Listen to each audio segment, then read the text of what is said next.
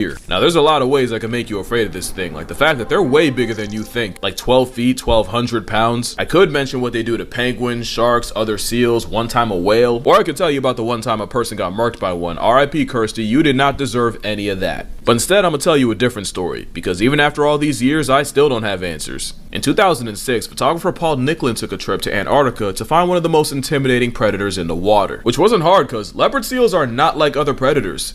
They're weird. Most predators are afraid of people. Bears avoid our voices, and a study showed that even the top predators in Africa hightail it whenever they hear human. And sharks barely acknowledge you, but a leopard seal will swim directly in your face and stare into your soul, and probably follow you around after. So when Paul found a seal, or I guess the seal found him, he ignored the pleas of his ancestors and got into the water with mammal mosasaur. Bless your heart, Paul, because a massive female sea leopard swam directly at him, and right when he was sure he was getting mauled, she just stopped and studied him. It's almost like Paul's lack of fear confused her, and the seal looked him over out of curiosity. She even studied her reflection in his camera. Then she swam away and Paul thought it was over.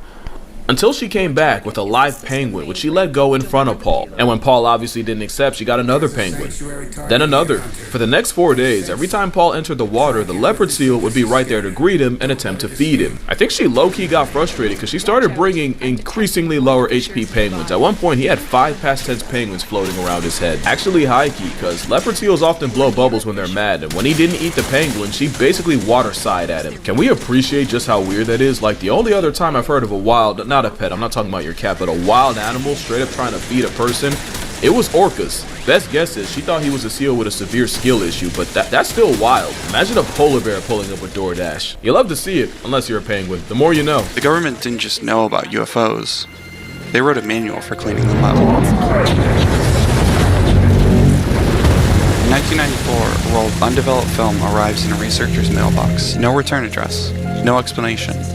When developed, it revealed this document, the Majestic 12 Special Operations Manual, classified above top secret, dated 1954. This document tells military recovery teams exactly what to do when a craft comes down. Secure the perimeter, keep civilians far away, recover the craft with minimal damage. And the bodies? They have a term for them. Extraterrestrial Biological Entities, EBEs. Living or dead, their procedures are both. Safety protocols, containment steps. This isn't speculation, it's a field manual. Someone had done this before.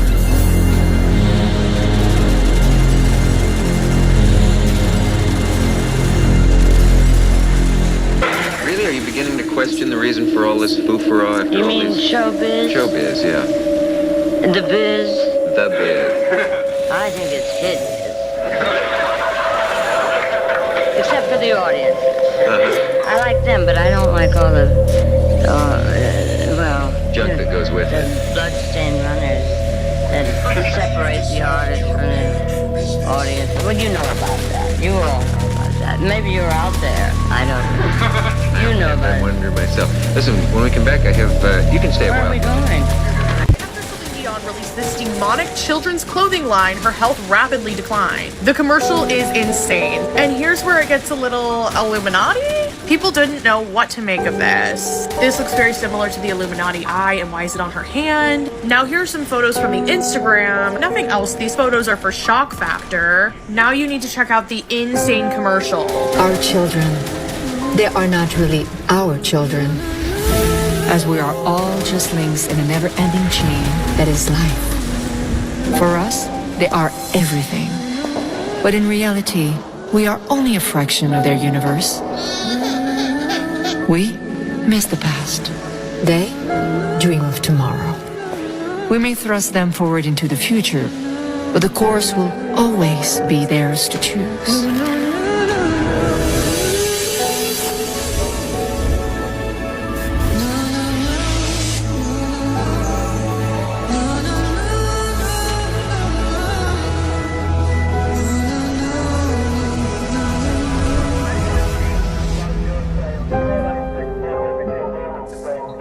I can't believe they called security. I mean, oh, come on, I'm Celine Dion. I'm not spending the night in jail. Holy shit.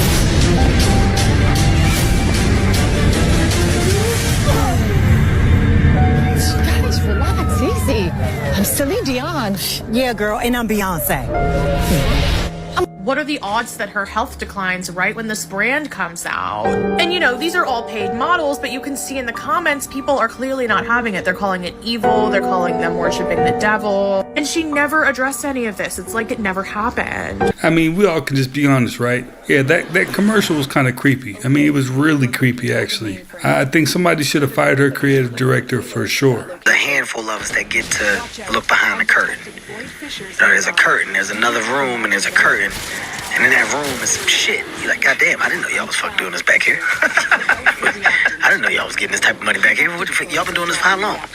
This is how it happens. There's a room that you get in, and the information that comes in it. The end, it's unreal, the stuff that you start to discover. But it's a discovery. It's a discovery. You gotta stumble upon this treasure of information and discovery.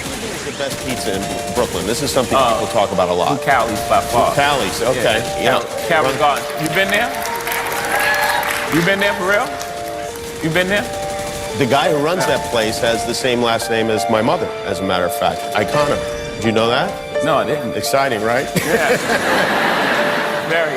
Your wife, Beyonce, in an interview, she did an interview, she said she likes her pizza with extra sauce and jalapenos. Yeah. Have you explained that that's unacceptable here in Brooklyn? She's from Houston, first of all. And they don't have pizza there. That explains everything. The most dangerous truth teller in history wasn't a king, wasn't a politician, wasn't a scientist. It was a fucking jester. Because see, the jester had a strange privilege. He could say things that nobody else could. He could mock the king, question society, point out uncomfortable truths, and somehow avoid punishment. Why? Because he just wrapped the message up in entertainment. And once people are entertained, they stop defending themselves. They laugh and they listen, and the message slips right through. Sacred symbol of the Illuminati, the all-mocking tongue. For years now, talk show hosts, people on television, people in sitcoms have been hired by the government to distract you, to make you laugh and stuff like that, make you happy and docile so you don't know what's really going on. But now here's where things get strange. What if the jester never disappeared? What if he simply changed costumes? Movies, televisions, cartoons, streaming platforms, you know, different stages, same role. Like, think about the Truman Show. A man discovers his whole entire life is manufactured. Or in The Matrix, when he wakes up from an illusion he thought was real. And there's so many more. Different stories, different creators, different decades, and yet somehow the same thing keeps repeating. Wake up, question reality, think deeper, because nothing is what it seems. Why? And if you know me, you know I don't believe in no damn coincidence. There's no such thing. But here's another idea that's been talked about for centuries. It's the idea that the truth is rarely hidden. It's revealed symbolically, indirectly, disguised as fiction, disguised as fantasy, or entertainment. It's because most people won't recognize the threat when it's wearing a mask. And so that is what makes the jester so fucking powerful. He never forces you to believe anything. He simply puts the message right in front of you and lets you decide what it means. Maybe these are just stories. Maybe these are just warnings or mirrors. Or maybe the modern jester is still doing exactly what it's always done. Standing the center stage, telling the truth, but trusting that the audience will call it fiction. Entertainment purposes only, TikTok. You don't have a soul, you are a soul. It's more accurate from his perspective to say not that your body has a soul, but that your soul has a body. It's your meat suit. Here are the 6 chocolate brands that are starting to use lab-grown cocoa. Number 1, Cadbury invested $4.6 million into a lab-grown cocoa company. Number 2, Kit Kat invested $44 million into a lab-grown cocoa company. Number 3, Lindt invested $5.6 million into a lab-grown cocoa company. Number 4, Kinder invested $15 million into a lab-grown cocoa company. Number 5, Snickers has a budget of $2 billion to invest into lab-grown chocolate. And finally, number 6, M&M's has a budget of $1.4 billion to invest into lab-grown cocoa startups. Make sure to read the ingredients and avoid terms like chocolate flavoring or cocoa compounds. This is what the guy looked like. pretty close to it. Yo. The nose was a little bit rounder on the end, but that was a really good rendition. But yeah, his eyes almost came out to here on the temple. Wow. And that would freak me out. It freaked me out. I mean, honestly, I'm not an easy guy to get freaked out, but that really... This is the 3D image of what the craft looks like? That is almost as spot on as I've ever seen. That is about it right there. That's almost exactly what I saw rusting on the desert floor.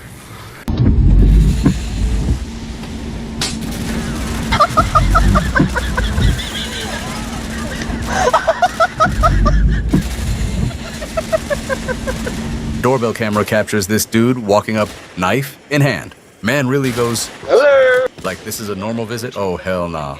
Anybody home? You see a blade, you don't greet, you lock in. I'm watching this like, yeah, you got the wrong house, buddy. You can keep that fake confidence right outside. Yeah, real friendly. Shows up with a knife and says hello, what a gentleman. The doorbell camera captures this older dude pulling up late at night and just standing there staring straight into the lens like he's buffering or something. I'm already like, nah, this is weird as hell. Hey, can I help you? Then you zoom in. Man's holding a damn hammer. Oh, come on, bro, what are we doing here? Can I help you? No response, just staring, not blinking, not talking. It's just straight up creeping. Can I help you? Hello? I'm watching this like, yeah, absolutely not. You got a hammer and 0 words? You can keep that energy outside. Can I help you? Yeah, shows up with a hammer and no explanation. We're real comforting, man. Hold on. Reflecting, those are key big ones. Just trying to stay on it. It's moving real slow. Focus. What do you think this is? Any ideas? Washed up after the storm with all the debris. Y'all, this guy set up trail cams on his property and you step in front of them to see if they'd work. He got everything set up. It took a couple photos of him. He went home, reviewed the photos, and that's when he realized something was not right. Just 5 seconds after the previous photo, this showed up in the next photo. What looks like a human figure is standing in the woodline. Now, mind you, these photos were taken within seconds of each other, and this thing just appears. It has a smaller stature, and it's semi-translucent. And it actually looks like it's looking at the trail cam directly. I enhanced the photo the best I could.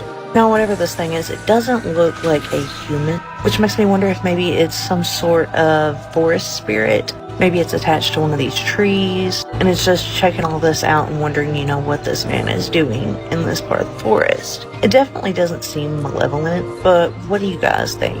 Let me know.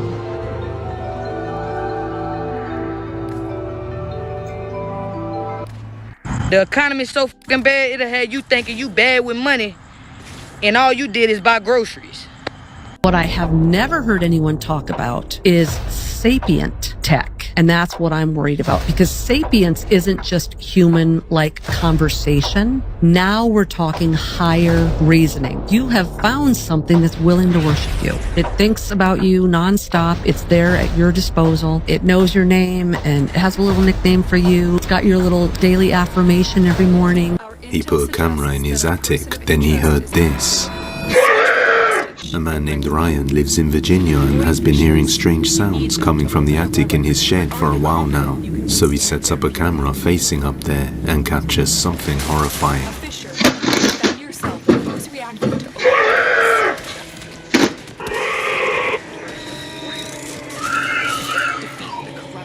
And use their reactant to open a relic. The reactant is working on your relic to find more.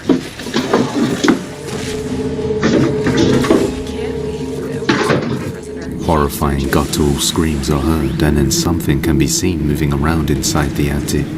After watching the footage, he arrives home and goes into the shed. Like, I'm almost in tears. It looked like something ripped. A hole in there. I'm gonna have to look back in videos and see if that thing was ripped like that. Listen, man, what did you guys say? Sage the place?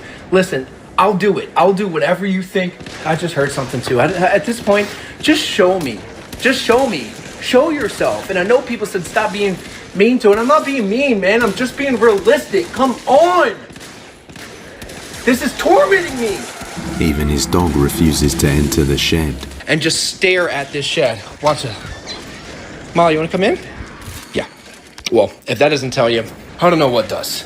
So just what is hiding up there? I feel like with these Epstein files coming out, a lot of people are seeing how awful celebrities can be. But do y'all remember when Neil Patrick Harris brought out a meat platter at his party labeled the corpse of Amy Winehouse? And it was just 3 months after she had died. Just in case you somehow don't know, Amy died on July 23rd, 2011 of alcohol poisoning. She was 27 years old. Very sad news. Rest in peace to her. Sad day that was. In October of 2011, Neil Patrick Harris and his husband, they throw a Halloween party. And at this Halloween party, they feature this buffet. A part of this buffet is the corpse of Amy Winehouse. It was this decomposing meat platter that resembled her corpse, was labeled her corpse. It showed her laying there. She had a cigarette sticking out of her mouth, and I mean, here you're seeing the actual tag of it. I can't really show the picture. You can see a little piece of it here, but it was made of beef ribs, pulled pork, chicken sausage, and a spicy barbecue sauce. So the photo of it was posted in 2011, but it was deleted, and then in 2022 it resurfaced, and people got pretty mad about it, as they should. Following this backlash, Neil issued a statement saying, "A photo recently resurfaced from a Halloween-themed party my husband and I hosted 11 years ago. It was regrettable then, and it remains regrettable now. Amy Winehouse was a once-in-a-generation talent, and I'm sorry for any hurt this image caused." What do you guys think? Was he actually sorry, or was he, in the great words of Rihanna, only sorry because he got caught? I mean, right off the bat, it's strange to want to eat a cake that looks like a deceased corpse, especially a famous one. I'm gonna let this play out. We're gonna talk about it for a second. Did you catch it? I'm gonna play it again, and then I'm gonna pause it and zoom in. Bear with me here.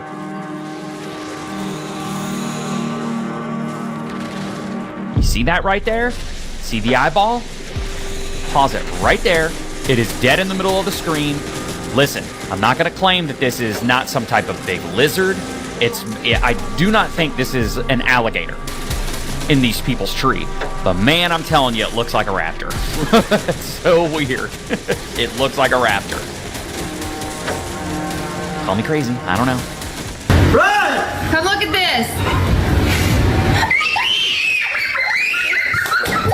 When a person is talking in their sleep, that means that the powers of darkness is connecting with that person's spirit while they are physically sleeping.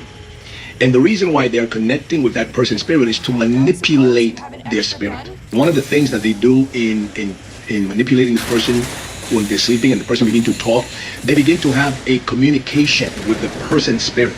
So then the person finds themselves talking in their sleep, answering, literally answering, sometimes like they're arguing with somebody, sometimes like they're having a conversation with somebody, and yet the person is sleeping.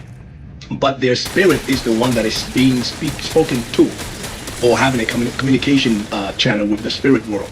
And the reason why they manipulate the person's spirit while they're sleeping is so that they can plant subconsciously or in their subconscious instructions, directions, bad seeds, bad thoughts. They plant it in the soil of their subconscious while they're sleeping, and the person is talking back to them, so that when the person wakes up during their waking hours, that those seeds, that communication that they had during the sleep, it begins to germinate during the day. So thoughts that leads to certain behavior are planted during that state and during that moment of the person talking in their sleep.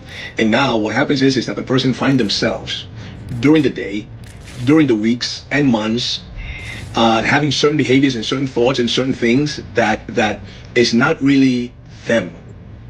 And then obviously brings bondage, destructions, and all sorts of things. So ultimately, a person that talks in their sleep, they need deliverance. Now, I've been told that I talk in my sleep, but you know the worst thing about sleep talking or even sleepwalking? You have no recollection of it. But I do know that I'm a good steward of my thoughts, and I always weed out all the negative thoughts. So I don't know if he was capping or not, but I do know if you work on keeping it positive, you don't have to worry too much about the devil infiltrating. Boy, you guys, that's another one of the books, man. And I appreciate you guys for always stopping by, watching, and learning with me. If you haven't already, do me the biggest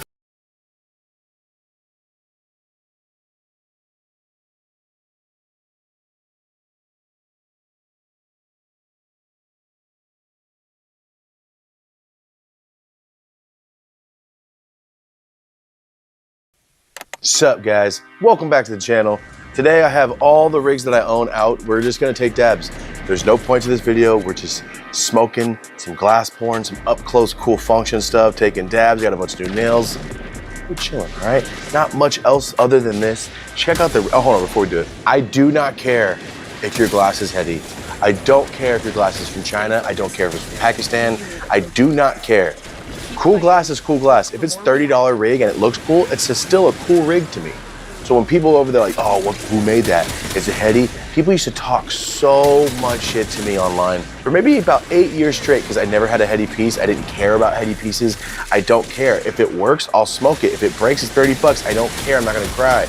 And then I saw a lot of friends with heady pieces. Still cool. Do not care. It used to be a rule. If it's over 5K, I don't touch it. That was my rule. Like, I don't want to hold it. I don't want to touch it. Get it. I hit that Transformers 100K piece.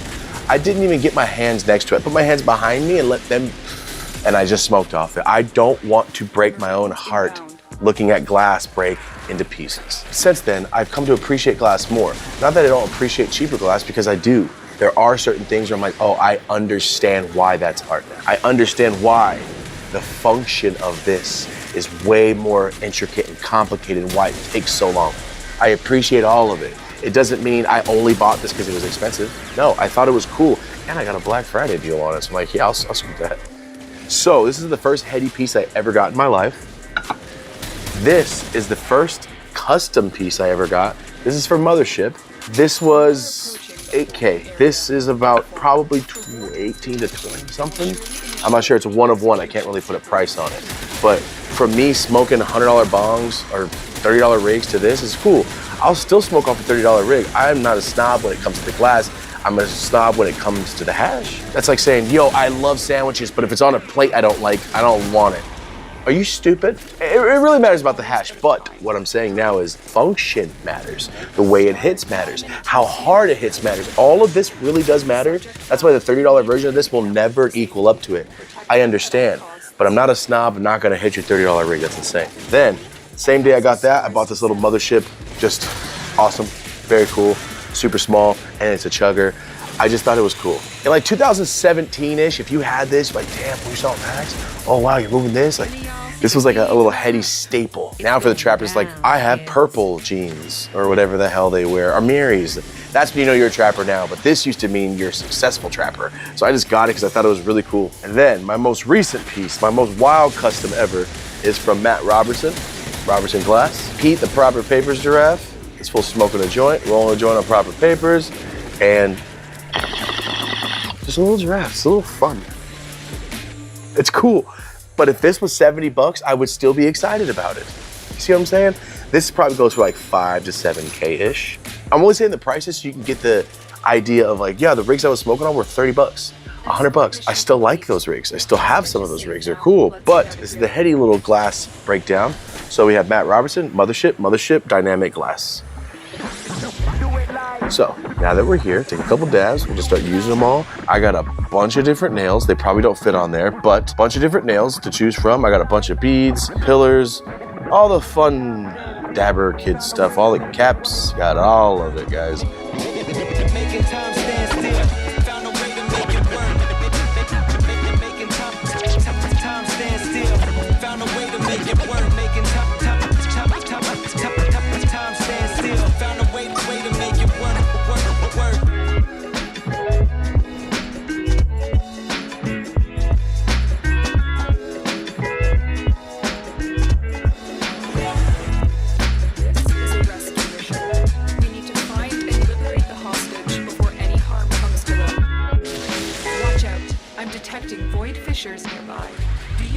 There's some sour diesel here.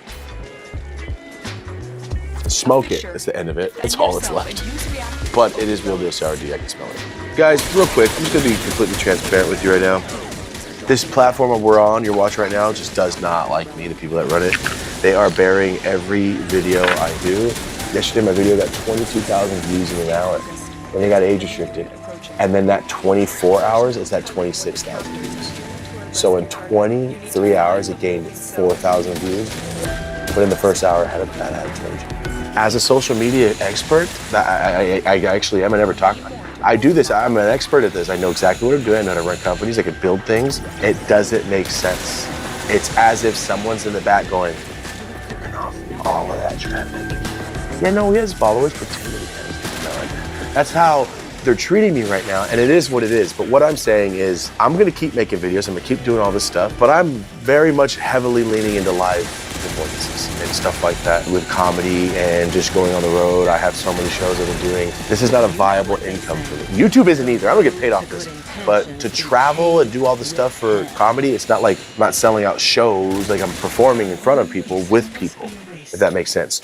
So what I'm gonna be leaning into heavy this year is just doing what I want and not making YouTube videos because I make YouTube videos. This year is an experiment. Did 3 videos a week help? No. They got restricted more.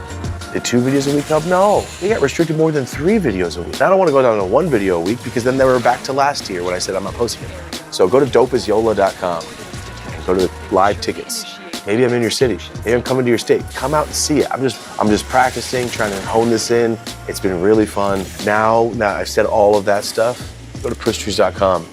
That's the only way we'll ever make money off YouTube is if you guys buy clothes. So that'd be sick. Pushtrees.com, we had a huge drop just dropped. We have a Zoomies drop next month, and then the month after that, cookies times Push Trees is hitting every store in America. So thank you guys for supporting everything I do. I appreciate you guys. Today's video, we're just smoking it up. So let's get started. I know I said that, I had the sour diesel on here. I'm very frustrated with the platform we're on because they are just thwarting every piece of forward progression that I can possibly obtain. It is aggravating. It's like I'm at the front of the line to get into the security gate and they're like, hey, the guy behind you is gonna go in front of you. Can you just step over there? Go over there for 4 years. I'm like, dude. So that's where I'm at, guys. Ever since I got that one video deleted and I got deleted, I came back, I had a strike on my channel for 4 years straight. It said we'll disappear in 90 days. It took 4 years. It is what it is. Go watch the Yola clip. Right over the screen, boom, Yola Clips. That's my second channel. I've been posting comedy stuff. Yola Clips channel, go watch it. First nail up. Be responsible. As soon as you take a nail off, put a nail on. Boom.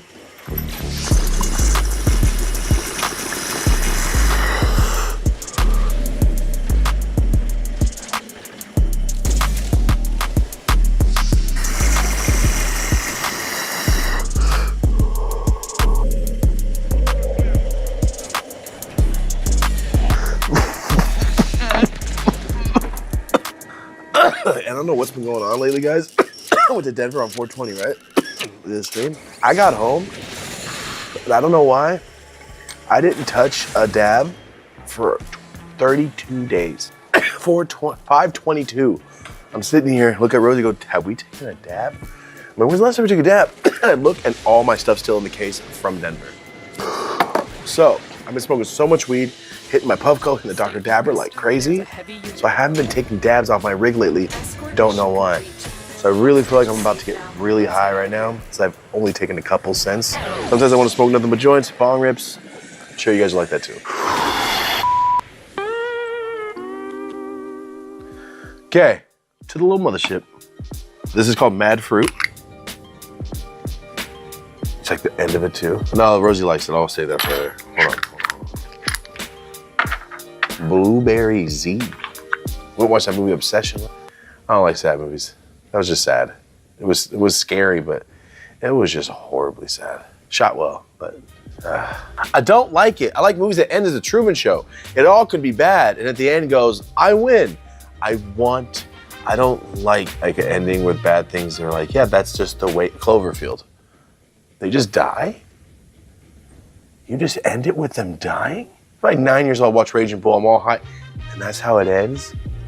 Movies can end on bad endings, like on sad things. That's when I knew that I was in for a world of hurt. Today's episode's called, what up, dude? Question mark. What you been up to?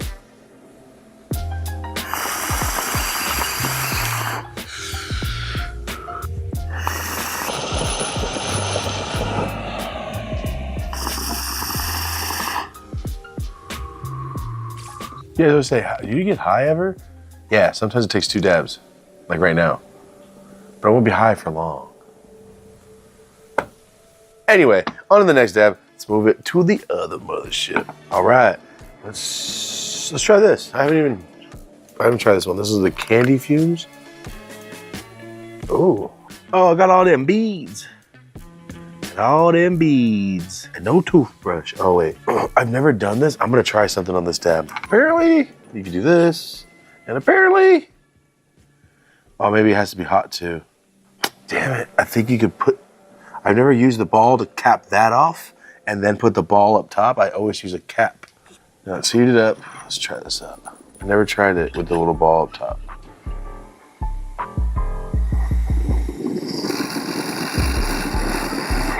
Cool. A little spin on the ball, that's tight.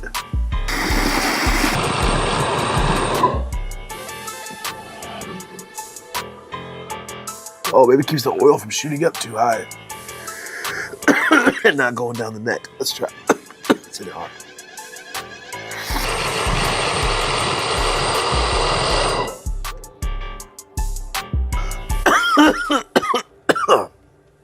I always just, you just stick to one thing. You should use just a bucket and a cap. Then I started doing a bead. Then I moved on to this in the pillar.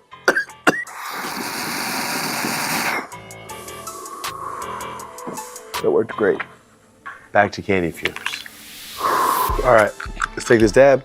Let's hit this giraffe. Unfortunately, you're not gonna be able to see the function because it's not clear, but it bubbles, we swirl it.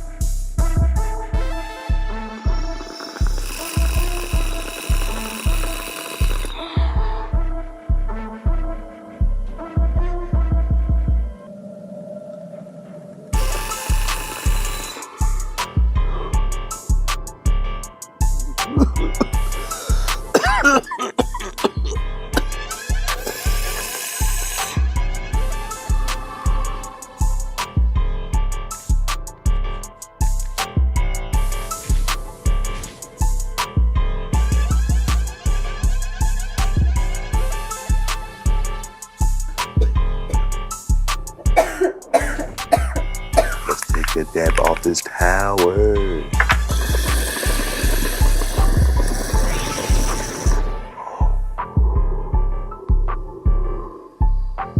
Get that.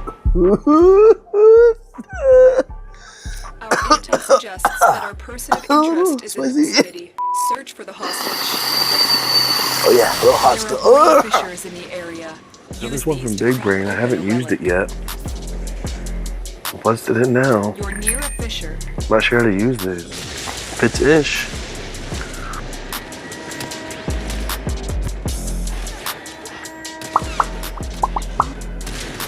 Watching. These nails, I've hit one time, and it hit me so damn hard. So we'll see. There's a heavy unit approaching. Find the captain as soon as you can. We don't have much time. Corrupted phones are dropping reactants. I'm detecting a large security force heading your way. It's the Premier.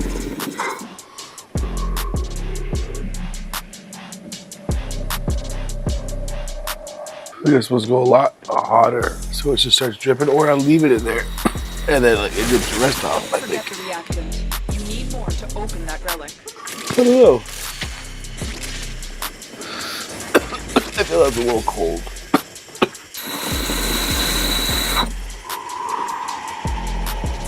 There's some blueberries in. Then I'll mix it up. Oh, good. There you go. That's it. Open the relic. Finish your mission and we'll take a look inside.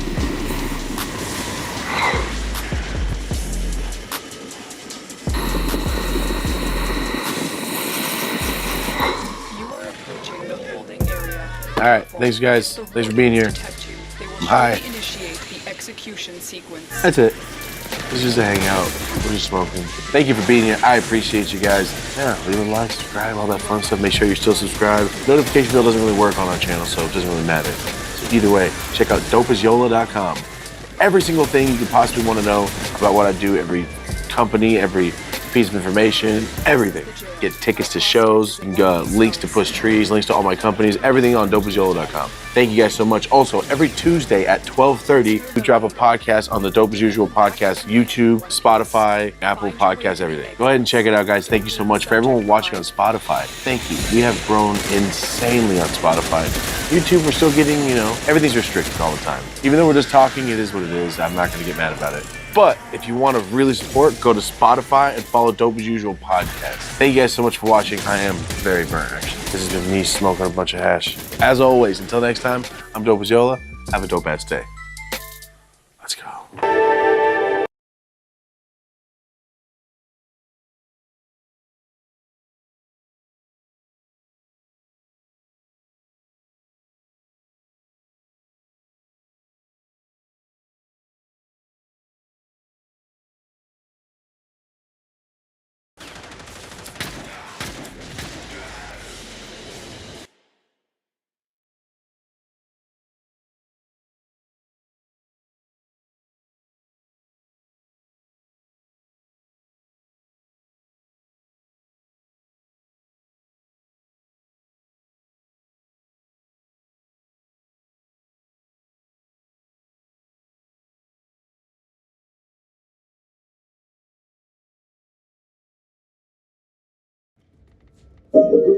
Hey guys, welcome back. Please leave a like so this video is recommended to others, and hit that subscribe button so you can keep seeing videos just like this. Things like this have been happening since my dad passed in 2019.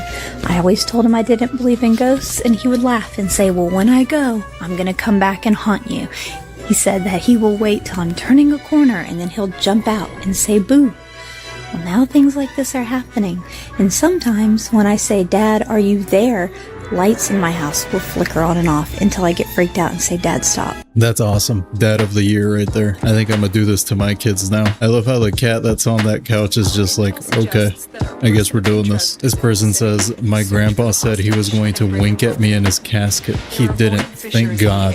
That would have been some like Conjuring level of haunting. The rarest pics ever taken, part 5. This photo was taken at the exact moment a phone began shutting down because of low battery. As the device lost power, the camera glitched mid-processing and partially corrupted the image, creating a distorted frame that looks more like a horror game render than a real photograph. Oh, this young so cool. snow leopard was caught reacting to the sound of a hidden camera trap deep in the mountains. The first image shows the rare predator calmly staring into the lens, but seconds later it appeared to snarl after hearing the camera click. Snow leopards are so elusive they're often called the ghosts of the mountains, and many researchers spend years studying them without ever seeing one in person. Lahaina Noon is a rare solar event where an entire city briefly loses its shadows, making the world look like a video game before everything renders. It happens twice a year in tropical regions like Hawaii, when the sun passes directly overhead at a perfect 90-degree angle, so buildings, objects, and people appear eerily flat, as if reality itself hasn't fully rendered yet.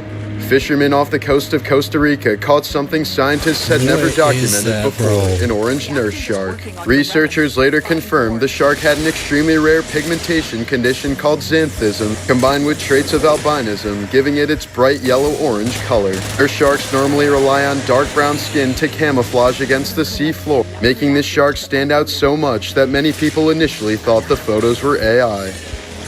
That's crazy. So fish can be albinos? That means that fish can get sunburned. Those were really the rarest photos I've ever seen. I think I found a glitch in the matrix. My TV's LED lights are like dying, but the reflection of my TV in the mirror, the LED lights are perfectly fine. You can barely see it because I'm in the dark, but this is the TV. It's a rainstorm. You can't see, but when I turn and look at the mirror, you can see every detail of it. Let me turn the camera around. TV's on, rainstorm, mirror. Uh-huh. Watch, I'll turn the flash off.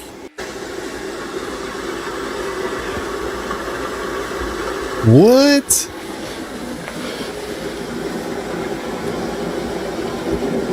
This is so crazy, what? It's a matrix. Does someone genuinely know how this works? Because other than that, this is 100% a glitch in the Matrix. That's crazy. That mirror might be actually haunted.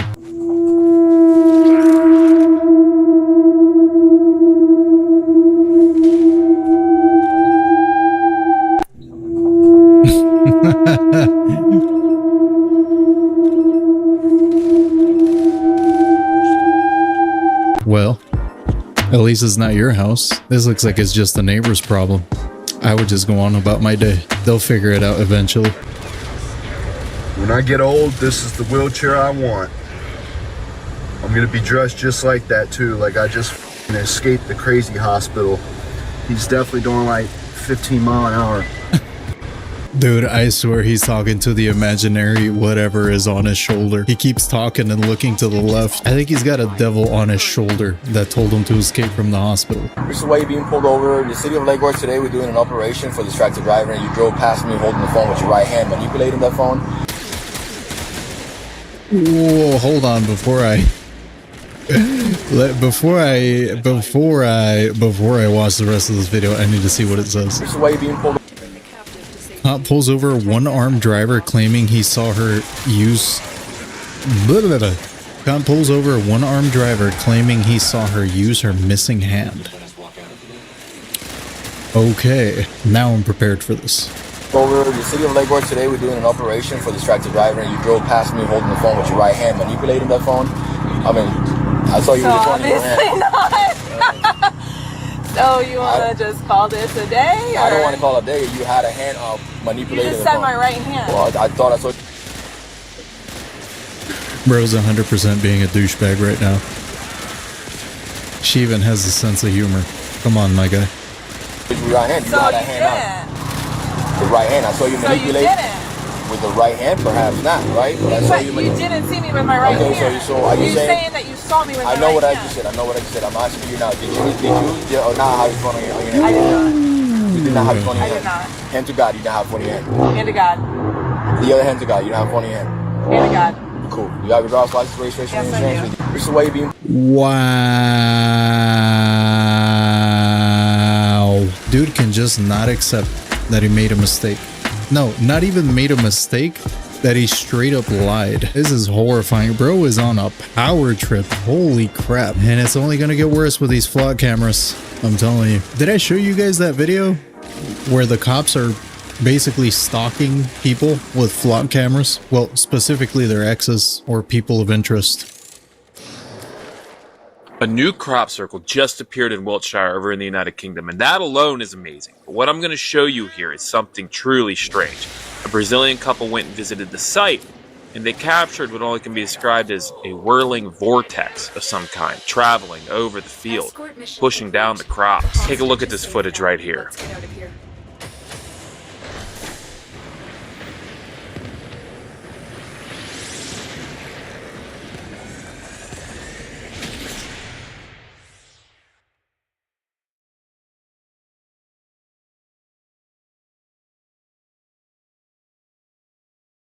Now, I can't even begin to understand what this possibly could be, but my first thought is, it's some kind of...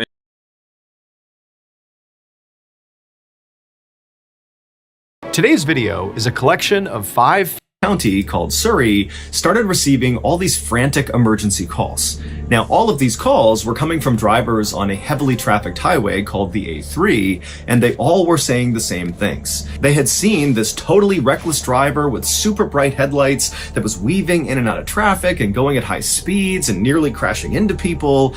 And then a couple of the callers said they actually saw this car go down the embankment off the side of the highway, and so it looked like they might have crashed. And so, of course, this police department, after getting all these calls, decided to send out a couple of officers to see what was going on.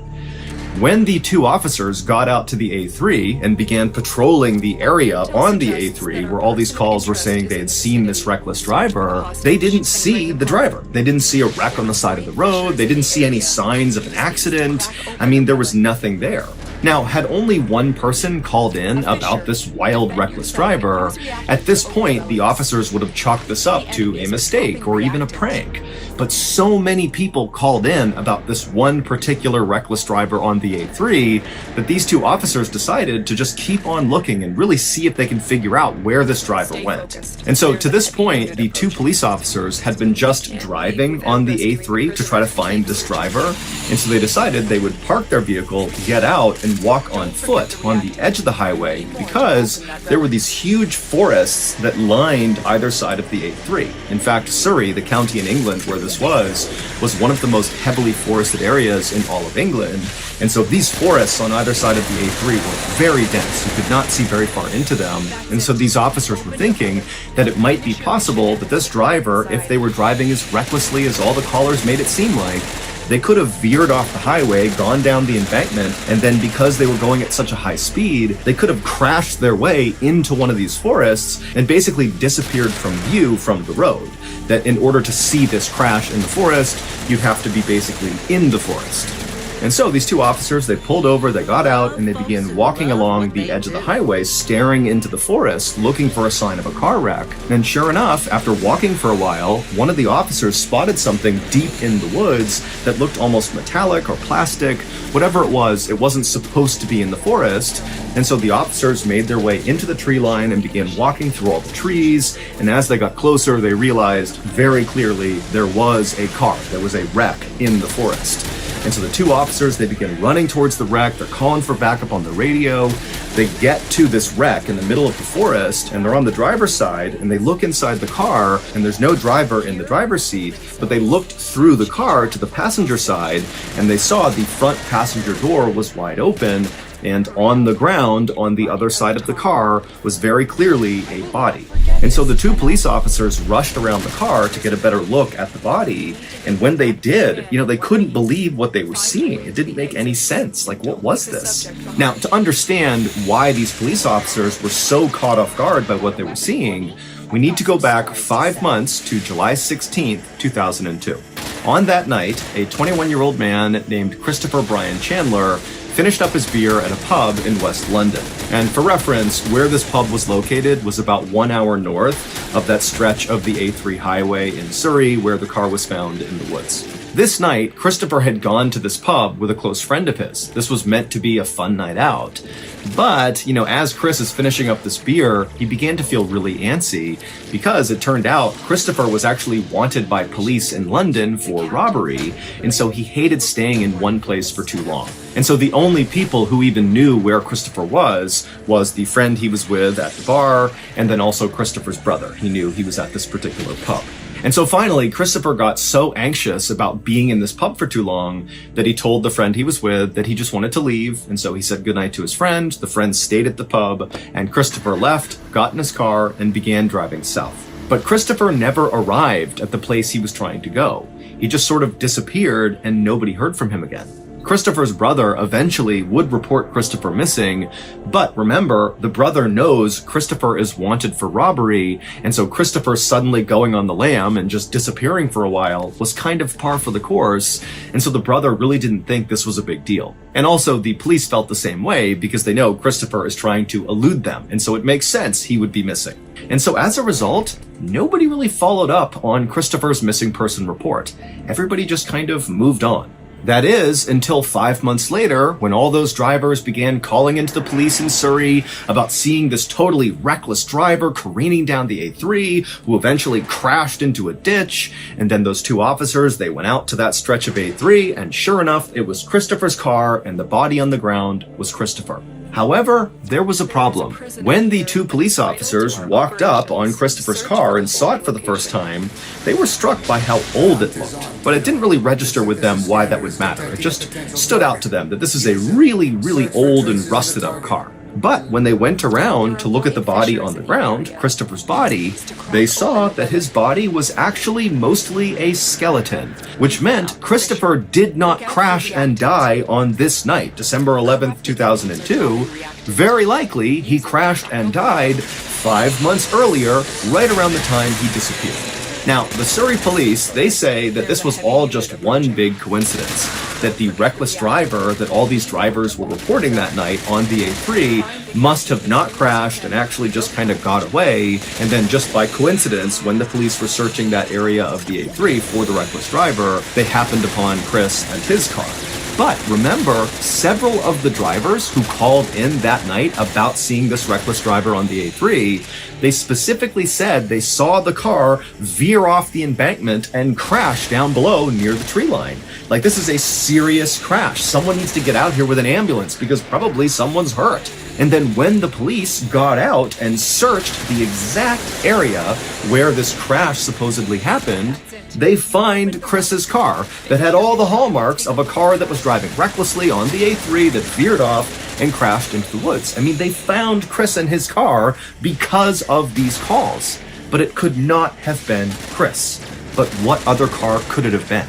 As of today, we do not have a good explanation for how this happened, and so it's been dubbed the A3 Ghost Crash.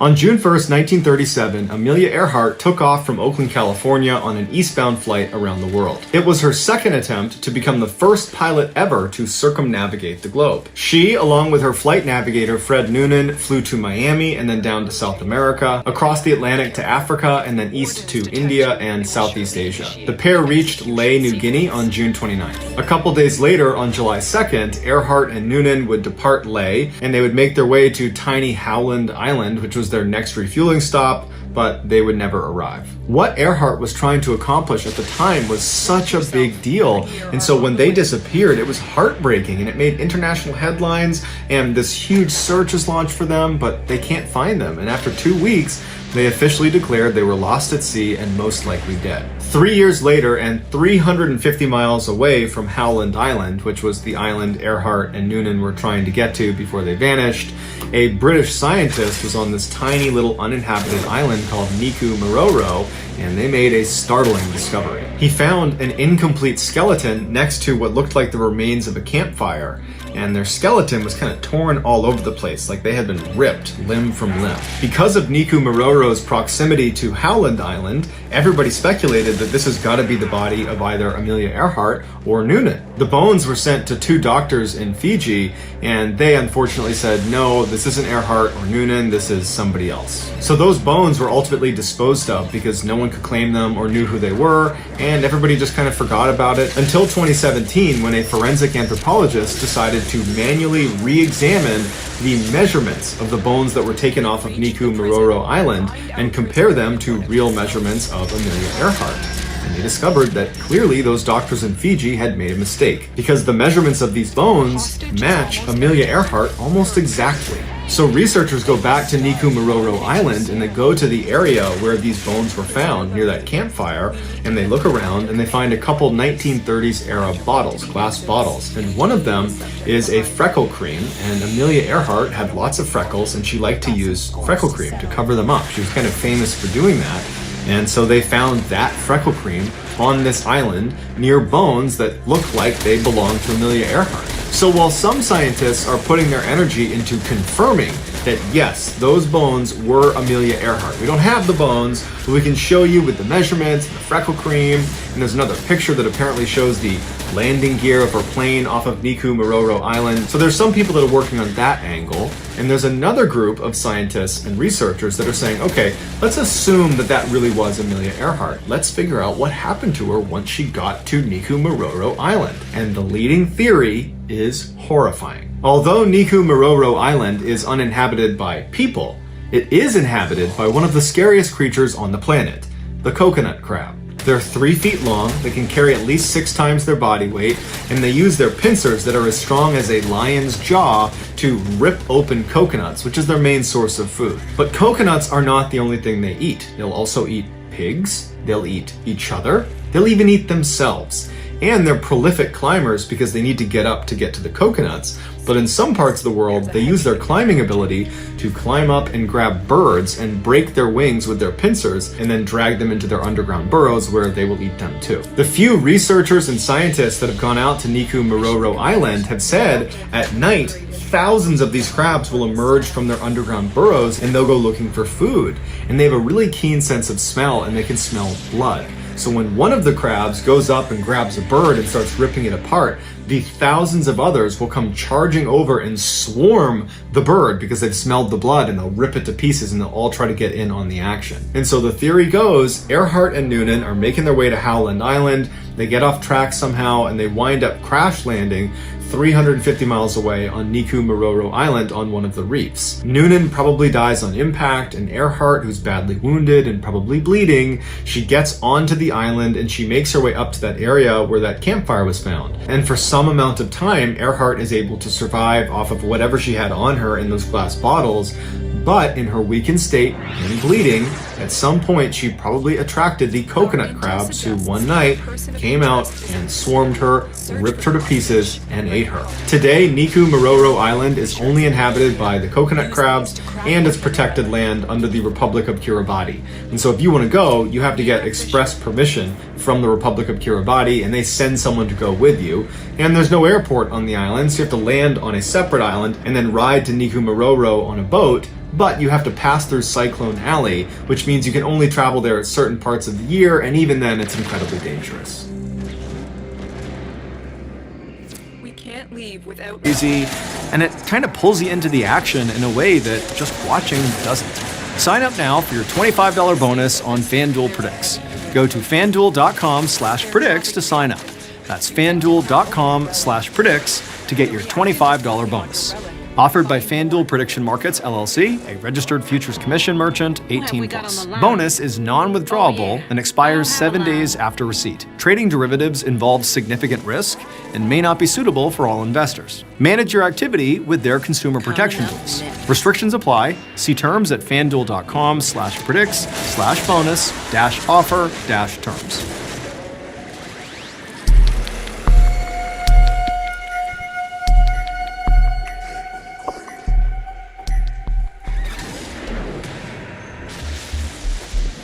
At around 5 o'clock in the evening on June 25th, 1999, a man named Ricky McCormick stumbled into an emergency room in St. Louis, Missouri, with his hand over his chest, complaining that he couldn't breathe. He said he had asthma, and earlier that day he had been cutting the grass, and so maybe that had caused a flare-up.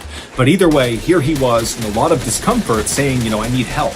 Ricky was 41 years old, and for his whole life, he had had heart and lung problems, and so him arriving in this state in the ER was actually not all that uncommon for him. And so this hospital did what they did with anyone who came in complaining that they couldn't breathe.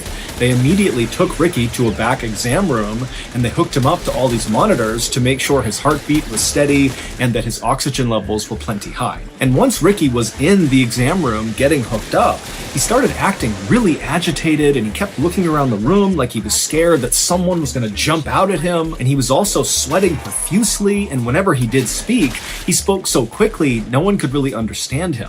But despite Ricky's odd behavior, the heart monitor showed his heart was beating steadily, his oxygen levels were perfectly fine, and when the doctor came in and examined Ricky, even though he clearly saw that something was off about Ricky, there wasn't any sign that there was anything physically wrong with Ricky. And so the doctor and the nurses agreed that whatever was going on with Ricky had to be psychological. And as it happened, Ricky did have a long history of psychological issues. He was known for making things up all the time, just telling people these crazy stories about himself, like how he was this talented singer and he was about to go on tour, or that he was actually a prince, or that he was studying to be a doctor. I mean, things that nobody thought was true, but Ricky would say as if this is just common knowledge, this is who I am. And so Ricky's family for the longest time had just assumed that Ricky was either bipolar or maybe schizophrenic. Those are both serious mental health disorders that totally disrupt normal thinking. But Ricky, despite being encouraged by his friends and family to go get help, never got help for any of his psychological issues. And so Ricky's life had kind of gone off the rails. He had dropped out of high school and not gone back to any sort of schooling, and he had spent some time in jail.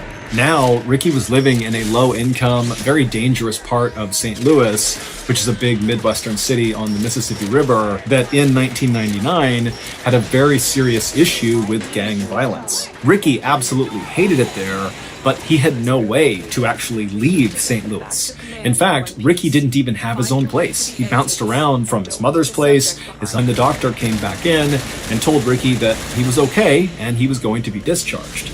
Now, Ricky immediately said, no, I have to be here tonight. I need to stay here. You need to admit me.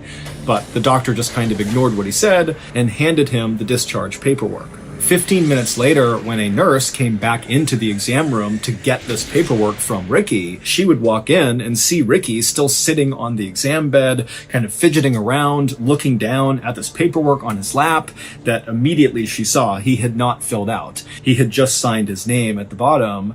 And when she walked in, Ricky looked up at her and he kind of shrugged his shoulders and looked at her and was like, "I don't know how to read or write. Can you help me?" And so the nurse immediately felt bad for Ricky. I mean, he's got dirty clothes on, he looks thin and frail, he's clearly very down on his luck, there's some issues happening with this guy, and he can't even fill out his discharge paperwork. And so she said, no problem. She sat down with him, and together they filled out his paperwork. And then afterwards, when she walked him out of the exam room back to the front of the hospital, Ricky turned to her and said, instead of going home, can you just let me stay here in the lobby just for tonight? And this nurse, who knew she was not allowed to do this, she looked around and saw it was not a busy night there. And so she said, okay, as long as you don't bother anyone, you can stay here. And so Ricky thanked her repeatedly and then walked over to the corner, kind of far away from the front desk and far away from the front door. And he sat down and folded his arms, and then he just stared at the front door. And so this nurse assumed that Ricky actually must be homeless, especially based on, how he came in and how he was acting. And so she figured, he needs a place that's warm to stay tonight. And so the nurse went back to her station, and over the course of the next several hours, she would periodically look out into the lobby, expecting to see Ricky kind of curled up asleep in the corner. But every time she looked out there, Ricky was still sitting upright, arms folded, staring at the front door of the hospital as if he was expecting someone to come in at any moment and he needed to be ready. And so she thought this was unusual, but she decided not to intervene. She just let him sit there and do his thing. Later that morning at 11:30 a.m., when the nice nurse who had allowed Ricky to stay in the lobby was leaving her shift, another crew of nurses came in, and right away they noticed Ricky was just sitting in the corner for no apparent reason. And when they walked up to him to ask if he was okay, what are you doing here? What can we do for you? Ricky, instead of trying to talk to any of these nurses, just got up and walked out of the hospital. After leaving the hospital, Ricky walked to a nearby payphone and he called his girlfriend, Sandy. And when Sandy picked up the phone, she immediately recognized her boyfriend's very familiar voice, but she also picked up that he sounded really tired and kind of out of it. And so when she asked him, are you okay? What's going on?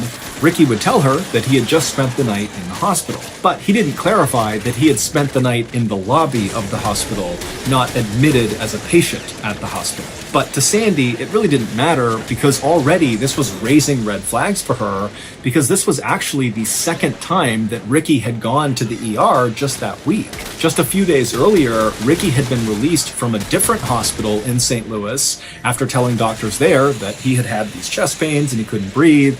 And so he had been admitted for a couple of days, but ultimately they determined that there really was nothing wrong with him. And they too believed whatever was happening with him had to be psychological. And so he had been released. Additionally, Sandy had been growing increasingly worried about Ricky because over the last several weeks, Ricky had begun acting really paranoid, to the point where anytime he was in her apartment and somebody outside the apartment just walked down the hallway, Ricky would jump as if he was worried whoever was out there was going to barge in at any moment. But whenever Sandy asked Ricky, what's going on? Why are you so paranoid? He refused to elaborate. So, feeling very concerned about Ricky, on this phone call, Sandy would say to Ricky, please come to my apartment and let me take care of you. If you're not feeling well, I'll make you feel better. Just please come to my apartment right now. But Ricky said no, he did not want to go to Sandy's apartment. He told her instead he was going to walk to a nearby gas station to get a bite to eat, and then afterwards he would give Sandy a call. And so the two of them agreed to this plan. They hung up. But then Ricky did not call Sandy later. A worker at the gas station where Ricky said he was going would later tell authorities that Ricky did come into the gas station and he got a hot dog on that day, the 26th. And then the next day, this same worker said, yep, we saw Ricky again on the 27th. He came in here, he got a bite to eat, and then he left. But after that, Nobody saw Ricky. Not his aunt, not his mom, not his girlfriend. He didn't show up in any other emergency rooms in Missouri. He just disappeared. On June 30th, so 3 days after Ricky was last seen at this gas station, a woman was driving her car 20 miles north of St. Louis on this highway when she looked out into this cornfield that butted up against the highway, and she saw kind of in the middle of it was this dark shape that looked totally out of place. And so she was intrigued enough that she actually pulled over on the road, she got out, and began walking into this cornfield to see what this thing was. And when she got up to this thing and saw what it was, she froze in horror, and then she screamed, turned around, and ran back to her car, and she flew to the nearest gas station. She grabbed a payphone, and she called 911. When the police arrived at this cornfield, they too walked out towards this dark thing, and then finally they saw what this thing was that had scared this woman. It was a dead person who was lying face down. Their body was very badly decomposed. And in fact, their body was just kind of falling apart. Like the fingers of this person's body had just kind of crumpled off of their hands.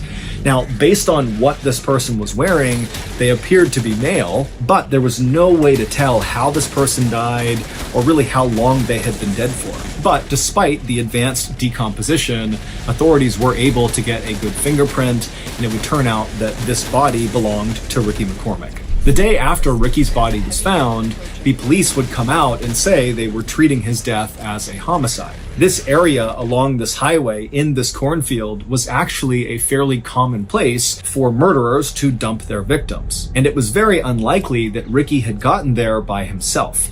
He didn't have a car. In fact, he didn't even have a driver's license. There was no public transportation that could have brought him to this spot. And if Ricky had decided to walk to this area for some reason, it was a solid 15 miles from where he lived and worked. Also, Ricky's body was way too decomposed relative to when he had last been seen alive, just 3 days earlier.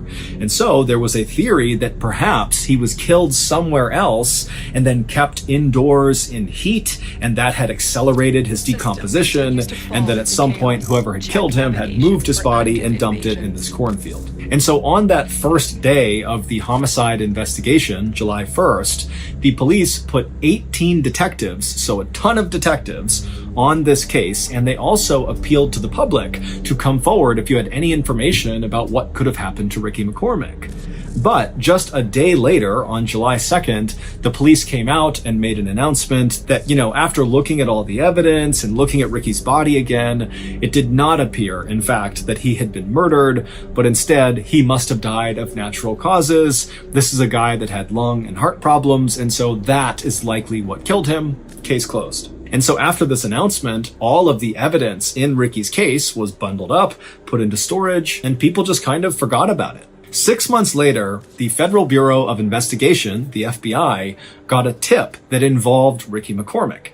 They were working on a case in St. Louis, Missouri about this major drug dealer who apparently was ordering hits on his rivals, and a confidential informant came forward and told the FBI that this guy, Ricky McCormick, had gotten wrapped up with this major drug dealer. But they didn't really know what role Ricky was playing with this drug dealer. It was just kind of a rumor on the street that, Ricky was involved somehow. This did not make any sense to the FBI because they're thinking, why would this big-time drug dealer who really was a mover and shaker in St. Louis get involved with this guy, Ricky McCormick, who was obviously deeply mentally ill and borderline homeless? I mean, what role could Ricky play for this drug dealer? But the FBI still did follow up on this tip because it was very credible, and when they spoke to the local police who had investigated Ricky's death, they got Ricky's file, which meant they got all of the evidence, and immediately the FBI realized the local police had overlooked a very strange piece of evidence found in Ricky's pocket. This strange evidence was quickly sent to FBI headquarters in Quantico, Virginia, and it landed on the desk of a forensic analyst named Dan Olson. Dan was relatively new to the FBI, but he was highly disciplined and very methodical. And so when he received this piece of evidence, he got to work right away trying to figure out what it was, what it meant in relationship to Ricky and this drug dealer, and maybe does it answer the question of how these people are connected. But despite his best efforts in calling in the experts and using every computer program to analyze this evidence, he just could not figure out what it meant. At the same time that Dan was doing this, the big drug dealer who was the target of that big FBI investigation in St. Louis was arrested on gun and drug charges, and so the big case was now over. And suddenly, trying to figure out what connection Ricky McCormick had to this drug dealer was kind of irrelevant, because the drug dealer was behind bars and Ricky was already dead. And so the FBI kind of put a pause on trying to figure out what this evidence was. And so Dan, even though he was really curious now, he was fully invested in trying to figure out what this thing was, he realized he had to give it up too and move on to something else.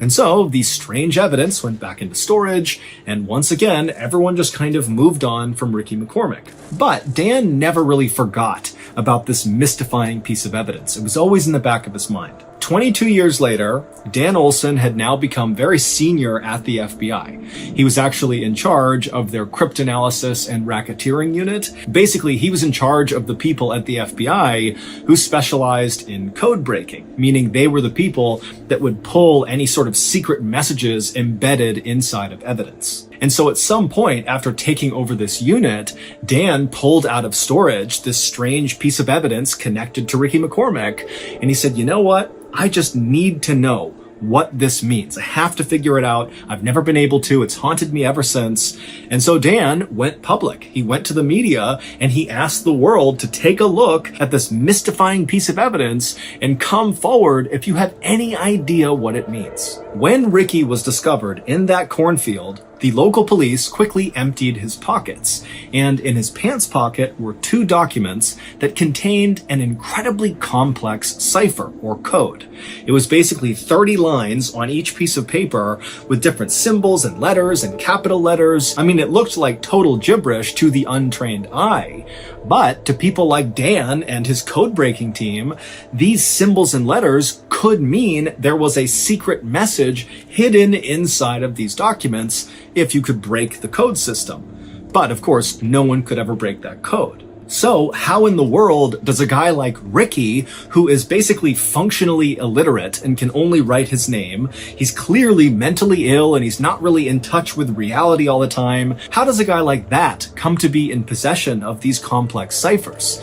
And if he didn't write these ciphers, because that's possible, maybe somebody else gave them to Ricky, well, why would anyone who came up with this very complex cipher entrust a guy like Ricky to be the one to carry these things around? I mean, presumably they contain confidential information that's been very carefully hidden inside of the cipher. And so why give it to Ricky? He's such a liability. And also, what happened to Ricky in that cornfield? I mean, we don't even know how he got there. We don't know how he was killed. All we know is that he had these ciphers in his pocket when he was found. And so many people believe, including law enforcement, that the answer to, what happened to Ricky and what was his connection to this drug lord in St. Louis, if any, or, what was he up to, will all be solved if we can just figure out what these 2 ciphers mean. But as of right now, no one has solved the riddle of what these 2 ciphers mean. All we know is that Ricky McCormick, a couple of weeks before he died, became increasingly paranoid and was so scared of someone or something that he was likely running into these hospitals just to hide out. But eventually, whoever or whatever Ricky was scared of very likely caught up to him and killed him. But until we crack these ciphers, we very likely will have no idea what actually happened to Ricky McCormick. Today, the FBI has set up a special website where you can look at these 2 ciphers that Ricky had in his pocket, and if you're able to crack them, because someone's going to eventually, you can tell the FBI through this website and potentially help solve Ricky's murder.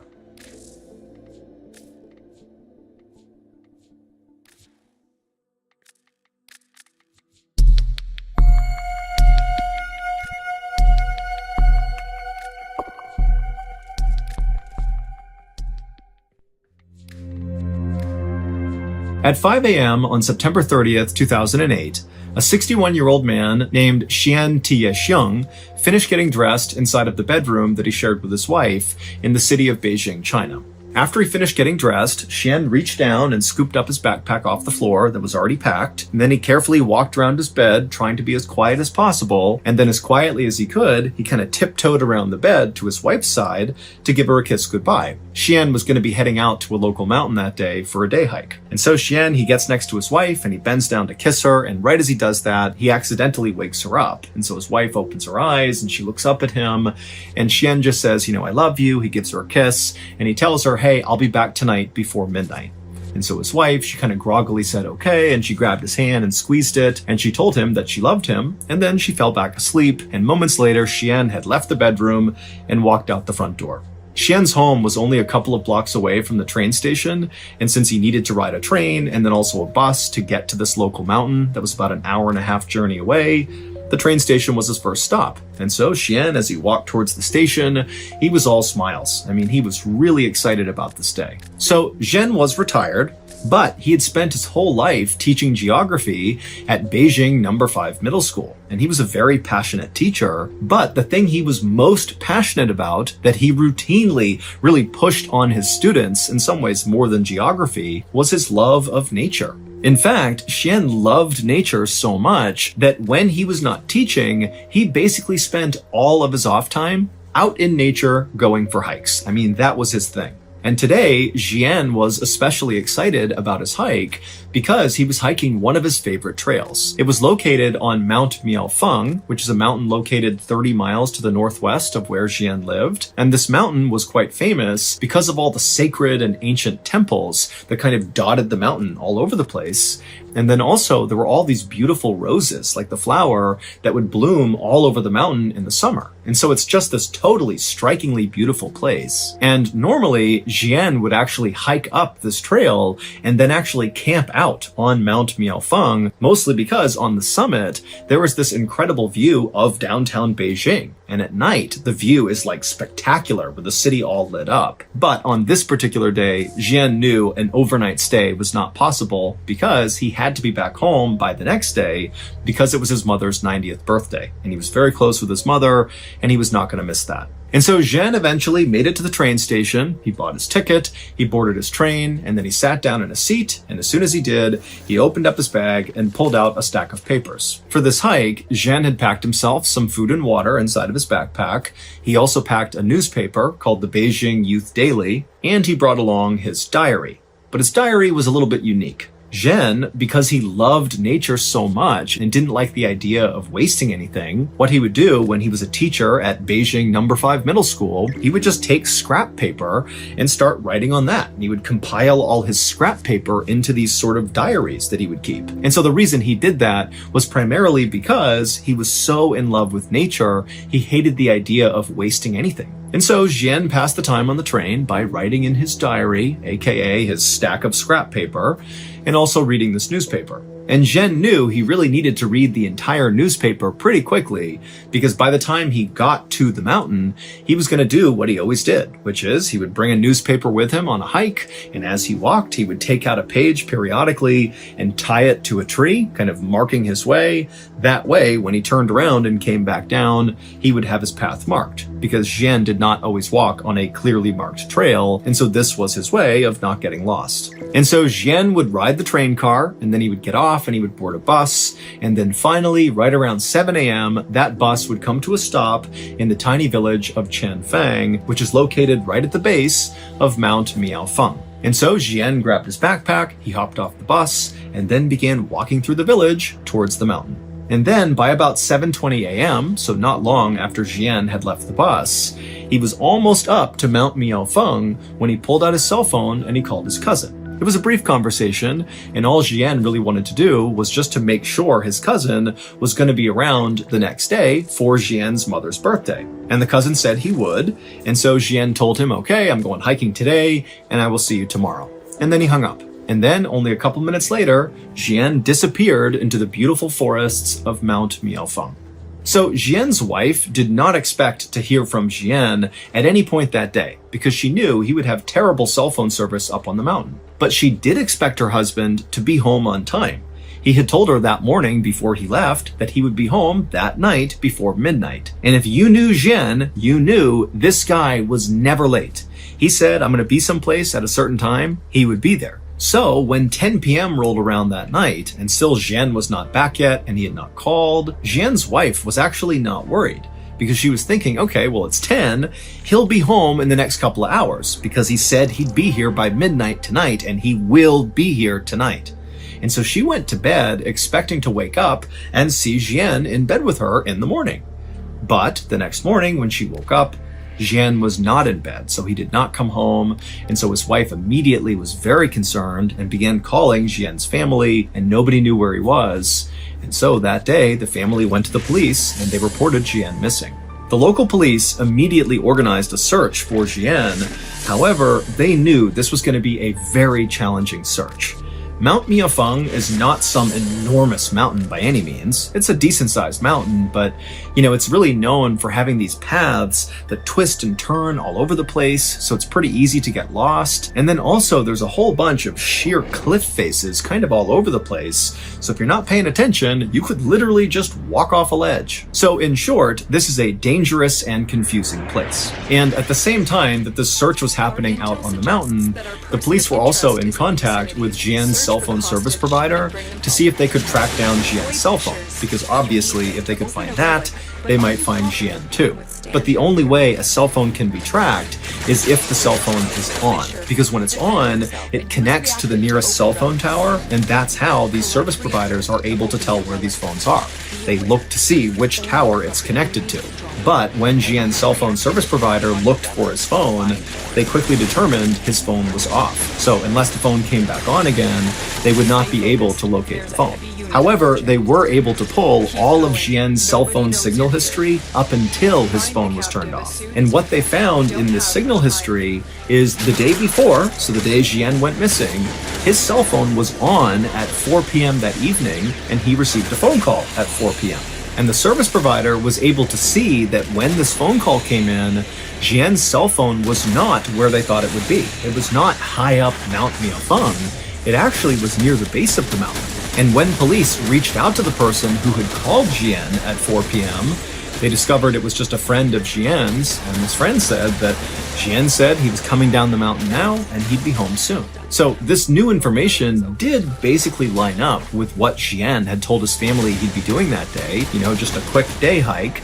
Although again, they kind of expected it to be a little bit longer. It seemed a little odd he'd be down the mountain by 4 p.m., but still, this basically lined up with what they thought he was doing. However, this new information did not help explain what happened to Jian. Like, why was he missing? The expectation was he must have gotten lost or hurt or something up on this mountain. Maybe he's stranded somewhere and can't go anywhere.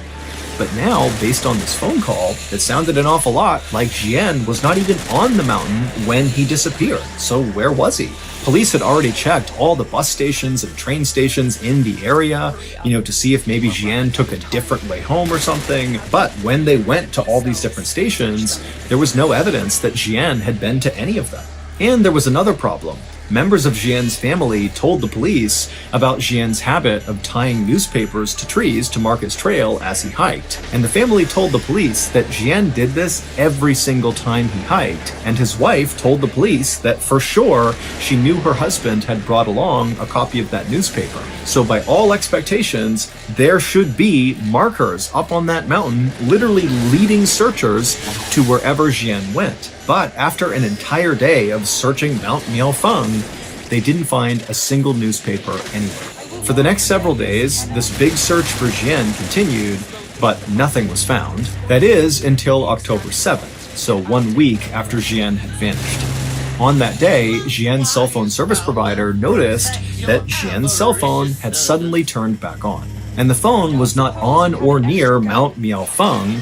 Instead, it was located 36 miles away from the mountain at a train station called Beijing West Railway Station. Now, the cell phone was only on for a couple of seconds, but it was on long enough for the provider to confirm that it really was in that location. And so the police immediately dispatched a team to go to Beijing West Railway Station and see if they could find Jian. But when they got there, Jian was not there, his phone was not there. You know, they looked at all the security footage, there was no sign of Jian. They searched the surrounding areas, nothing. And on this day, at basically the same time that police are at this railway station trying to make sense of, you know, what's going on with his cell phone, a villager from Chanfang Village, which is that little village that sits at the base of Mount Miaofeng, came forward with a very strange story.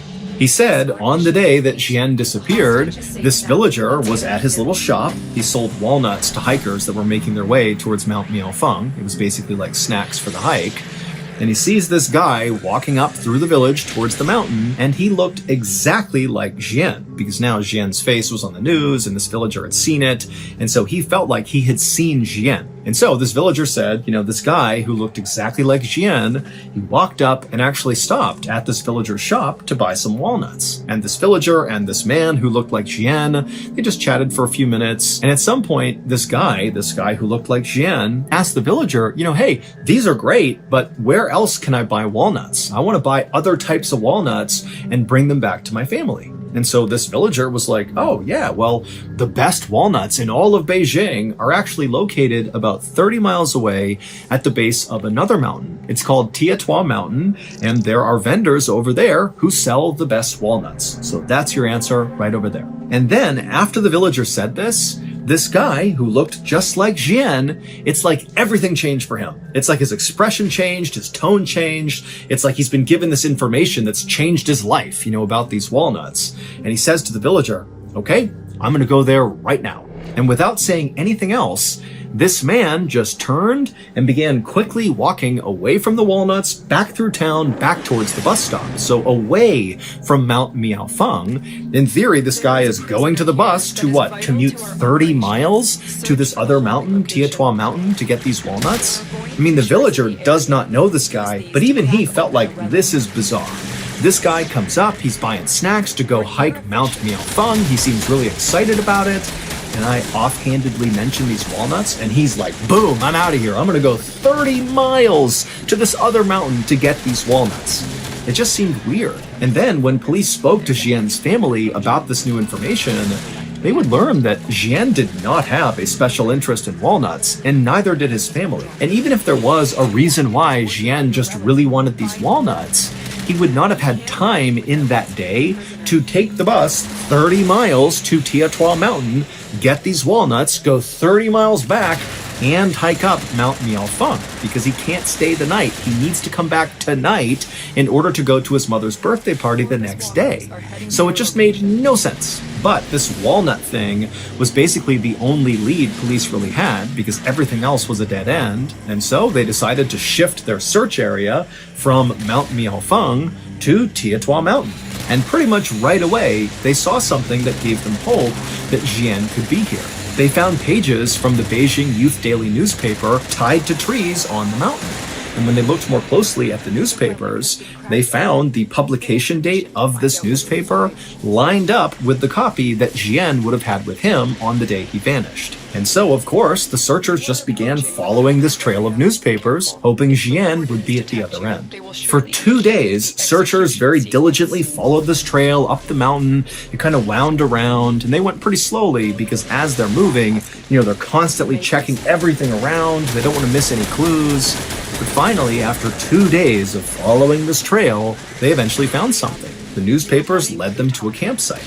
Now, the campsite was abandoned, but there was a bed of hay, there was some used water bottles, and some toilet paper. And so just from the looks of it, this campsite looked relatively active, like somebody had been staying here recently for at least a day or two. And so it seemed pretty likely, based on everything else, that this was Jian's campsite. And pretty quickly, after searching the campsite, they found something that virtually guaranteed that this was his campsite. Authorities found this plastic bag that was sitting next to the bed, and inside of the bag was a piece of scrap paper from Beijing No. 5 Middle School. And on this scrap paper was a note. And the note said Jian had indeed hiked up Tiatuan Mountain on September 30th. This would have been the day that he left, so the day he disappeared. And then on his way down, he said he got lost and was forced to spend the night out here. And so that explained the campsite. And then on October 1st, so that would have been the day after he spent the night out here, he said he was going to attempt to follow the ridge line down the mountain to a nearby village to safety. And this note ended with the phrase, "Leaving this note here just in case. Love to everyone who passes by." Now, at first glance, this note was like amazing news, because suddenly it seemed totally possible that Jian was just fine. I mean, the way the note was written, it sounded like he was at least healthy and safe, albeit I'm sure he was not happy to be stuck up on a mountain, but, you know, he loved being in nature, and so he seemed okay. And then he had a reasonable plan for how he was going to get out of there, you know, follow the ridgeline, go down to a village, go to safety. But as the police analyzed this note, they noticed that some things were off about it. First of all, this note basically directly contradicts other facts of this case. Remember, cell phone records prove Jian got a phone call at 4 p.m. on the day he went missing from his friend, and his friend would report that Jian told him that he was coming down Mount Miaofeng and he'd be home soon. But according to the note they found, that was not possible, because the note said Jian at 4 p.m. on September 30th, the day he went missing, he would have been on Tiatuan Mountain, either hiking up or being in the process of getting lost and, you know, ultimately making that campsite where he camped out for at least one night. And so in addition to this factual discrepancy with this note, another issue with the note was just the way it was written. Now, Jian's wife had a chance to look at the note, and she would say, "That is my husband's handwriting." But the note contained a bunch of very strange language choices that just didn't make sense for Jian to be using. For example, this note, which really should have been a first-person point of view, you know, Jian has gotten lost, he's by himself, he's writing to the world, kind of letting somebody know what's going on with him, and so it really should have been written in the first person. "My name is Jian, I am lost, here's what I'm doing." But the note was written in the third person. Jian got lost on the mountain, and so he is going to camp out for the night, and tomorrow he's going to make his way out to safety. But despite being written in the third person, it did sound like somebody was talking about themselves. It did not feel like somebody else was attempting to document what Jian was doing. But by far, the weirdest part of this note was the tone shift that happened about halfway through. So the first half of this letter was written, albeit in the third person, but it was grammatically correct and sort of formal, like you would expect from a very well-educated retired teacher. But once you get to that second half of the note, the grammar started being really awkward, and then the very final line, which says, "Love to everyone who passes by," that actually sounds totally awkward in Chinese. So "love to everyone who passes by" is the translation into English, and that basically makes sense to us, like that's not an awkward phrase. But if you put it back in Chinese, it's so awkward. It would be like if I tried to say to you, "I take the bus to work," but instead I said, "To work, take bus."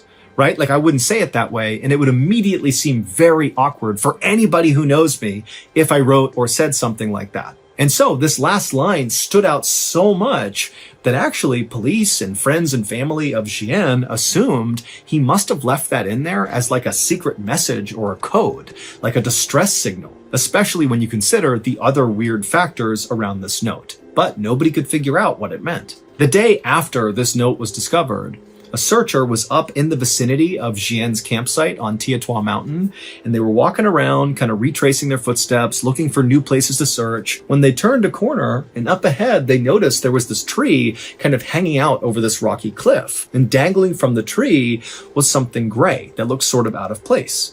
And so the searcher, you know, sensing this could be a clue of Jian's whereabouts, he yelled out for other searchers in the area that he had found something, and then he took off running towards this thing to see what it was. And when he got up to the tree, he looked up and he saw it was a pair of sweatpants that had clearly been intentionally tied to this branch in the tree. And so the searcher, he reached up and grabbed one of the pant legs and kind of tugged on it. And when he did, all these white things began falling out of the pants and landing on the ground. And when the searcher stopped and looked down to see what they were, he couldn't believe it. It was a whole pile of human bones. However, they were not Jian's. In fact, nobody ever figured out who these bones belonged to or why they were stuffed inside of pants and tied to a tree on this mountain. But the discovery of these bones would open up a whole new mystery, because after these bones were found, all the searchers came over and basically just began combing the area near these bones, and the police began uncovering body after body after body. They found 2 more sets of human bones stuffed into pants and tied to trees, and they found the other bodies at the foot of a cliff, and also inside of this well, and inside of this cave. And so in total, authorities found 10 sets of human remains in the vicinity near Jian's campsite, but none of the human remains belonged to Jian. Officials were only able to identify a few of the bodies, and they were not able to figure out how they died or whether or not foul play was involved. But the discovery of those bodies did mean one thing for Jian's case. It meant, all these people had previously gone up Tietua Mountain before Jian went up and vanished, and when these other people went up the mountain, clearly something horrible happened to them, and we don't know what it is. Is there a killer on the loose? Is there some animal or creature out there that's taken people out? I mean, we don't know. But what started to happen since Xian went missing and his story was all over the news in China is that all these other hikers who've been on Tietua Mountain before have begun sharing their experiences when they hiked up Tietua Mountain, and some of their stories about what they've seen on that mountain are horrifying. One person said they were walking up the mountain, they had their partner with them who was a little bit farther back the trail, and so they're kind of walking up on their own, and the first person, as they're walking up the trail, suddenly sees this guy just kind of come out of nowhere wielding an axe, and he walks up to this person, and all he says is, "Are you alone?" And the hiker's like, "No, my partner's back there, they're coming up here, what's going on?" But the axe man, he basically acted like he didn't even hear their answer, and he just asked it again, "Are you alone?" And the hiker was like, "No, my partner's back there." And the axe man again just said, "Are you alone? Are you alone? Are you alone?" And this axe person kept doing that until the hiker and their partner just turned and ran. And then another hiker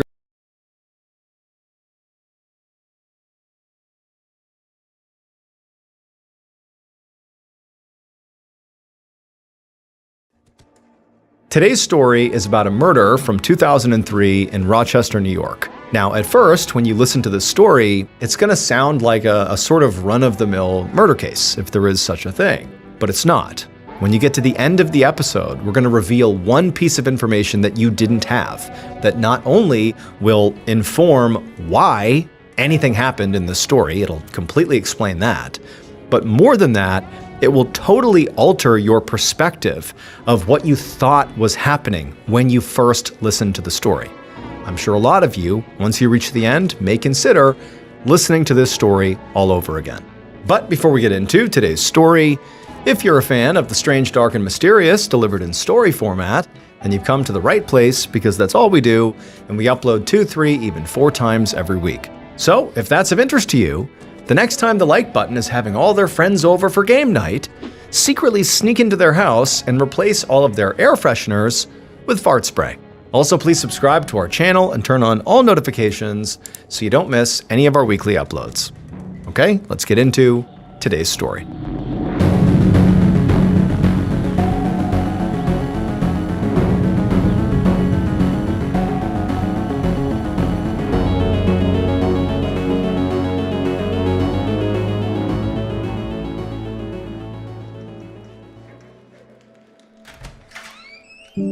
On the morning of Sunday, July 13th, 2003, 26-year-old Tabitha Bryant walked through the front door of her big white house in Penfield, New York, which was an upper-middle-class suburb of Rochester. Her husband, Kevin, and their 2 young sons followed her inside, and they were all dressed in their Sunday best because they had just come back from church.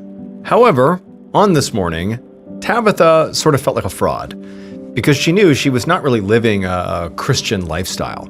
So Tabitha was actually having an affair with a guy named Keith, and her husband Kevin, who was 45 and nearly 20 years her senior, he had recently found out about it and confronted her about it.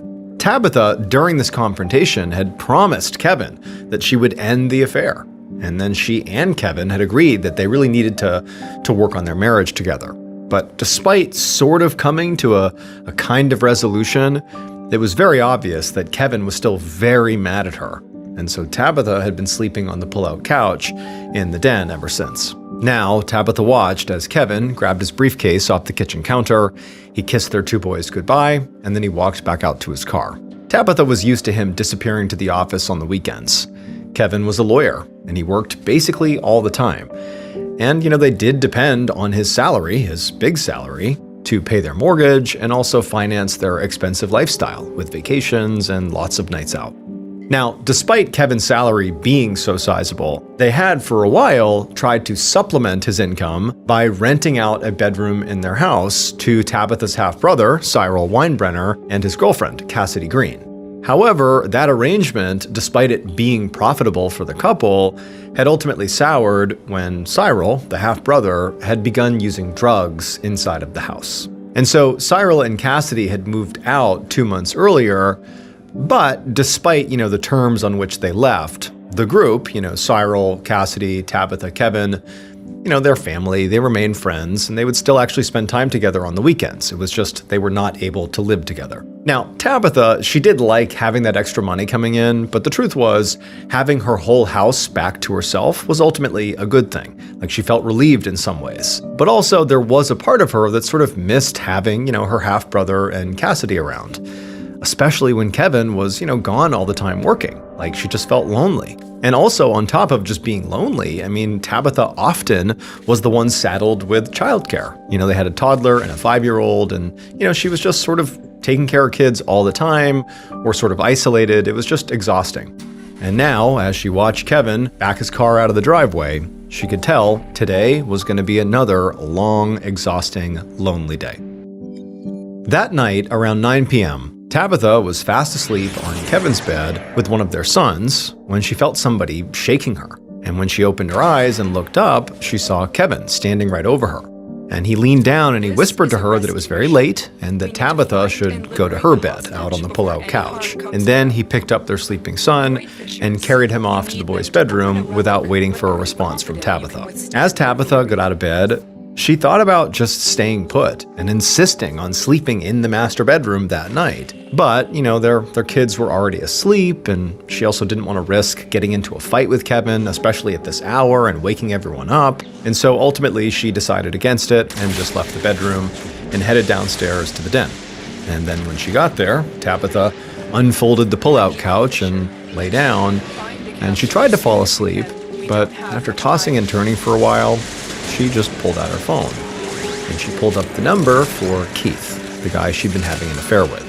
As she did this, she reminded herself that she had promised to end things with Keith, but she was also feeling sort of desperate for someone to talk to, and Kevin was clearly very intentionally shutting her out, so after a moment, Tabitha hit the call button. Later that same night, around midnight, 911 operator Jacqueline Sanabria had just started her shift at the Monroe County Sheriff's Office when a call came in. Jacqueline answered it, and immediately this man's voice came over the line saying his wife had just been shot. And so right away, Jacqueline followed protocol, and as calm as she could, she asked the man, had he attempted CPR? And the man, in this eerily calm voice, said no, he hadn't. And the reason he gave was there was simply too much blood. At 1:45 a.m. on July 14, 2003, so about 2 hours after that 911 call, Sergeant Paul Sienna of the Monroe County Sheriff's Department pulled up in front of a large white house with black shutters and an attached garage. There were a bunch of police cruisers and forensics vans that were already on the scene, and Sienna could see neighbors who were kind of coming outside, watching from their lawns and driveways, trying to figure out what was going on. Sienna had been very surprised when he had gotten the call from dispatch about a murder in Penfield, because Penfield was a really nice, safe area.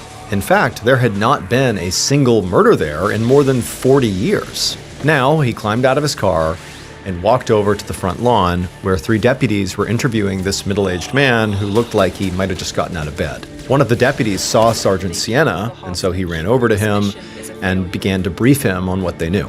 He explained to Sienna that the man they were speaking to was Kevin Bryant. He was the man who had called 911, and he was the husband of the victim, Tabitha Bryant.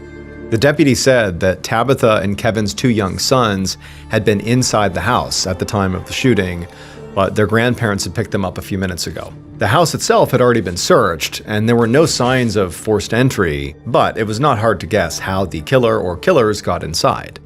The garage door had been left open, and then the door between the inside of the garage and the inside of the house had been left unlocked. So basically anybody off the street could have just waltzed into the house. Now, Sienna knew that in nice, safe neighborhoods like Penfield, it was not unusual for people to leave their doors and garage doors unlocked or even open. But at the same time, he did think it was a little unusual that it just so happened that on the night of the shooting, the house was unsecured. So he wasn't really sure what to make of that. At this point, Sienna glanced over at the husband, Kevin, and he saw Kevin suddenly bend over and start dry heaving. Now, Sienna definitely wanted to talk to Kevin, but really, he needed to check out the crime scene first. And also considering how, Kevin did not appear to be ready to talk right now, he figured he should just go inside and have a look around. So he ducked under the police tape that was roping off the garage, and he made his way inside. Once inside the house, Sienna passed the kitchen and also a playroom, and they looked relatively normal. And then he got to the den, and there was nothing normal about the den. There was blood everywhere, on the walls, the floor, the ceiling, and there were all these forensic technicians that were inside of the den, furiously swabbing all over the room, trying to take samples of all this blood and also trying to photograph the entire scene. And in the middle of all this chaos happening in the den, Sienna saw the victim, Tabitha Bryant. She was laying on the pull-out couch bed. As Sienna walked over to the body to get a closer look, right away he saw this was not just a shooting, because Tabitha had, more than a dozen stab wounds to her chest and her neck. And then also right below her right eye, there was this small, clean hole that Sienna recognized as a gunshot wound. This was an excessive amount of violence, and it made Sienna think that this could have been a crime of passion. And the fact that Tabitha clearly had been sleeping on the pull-out couch in the den instead of in bed with her husband made Tabitha's husband, Kevin, Sienna's prime suspect.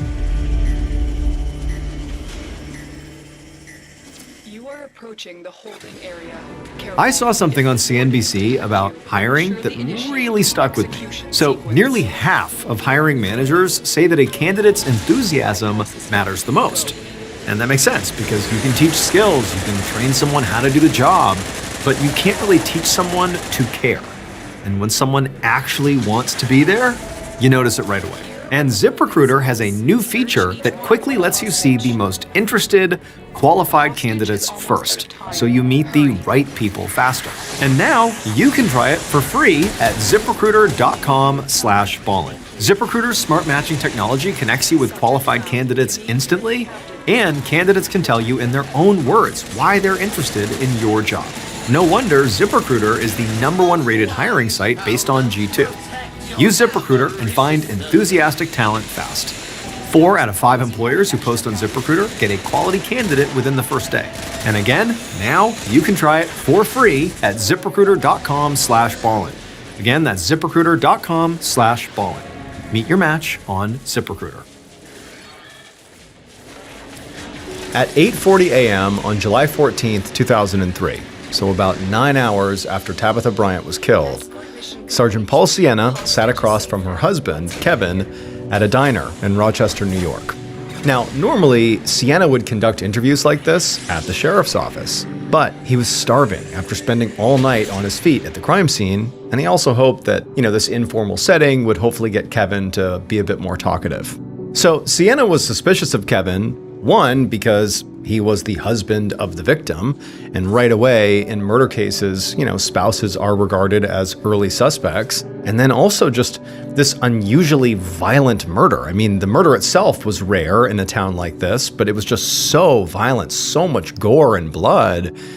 It just sort of screamed, this is a personal attack. This is a crime of passion. Again, making Kevin seem sort of suspicious here. However, the physical evidence made it look like Kevin actually could not have done it.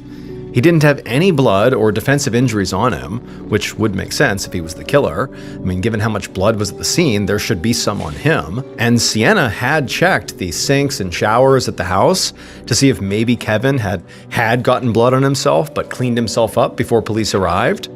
But there was no sign that there had been blood in the drains. Plus, the police had spent all night searching the house for murder weapons, a gun and maybe a knife, and so far they hadn't found anything.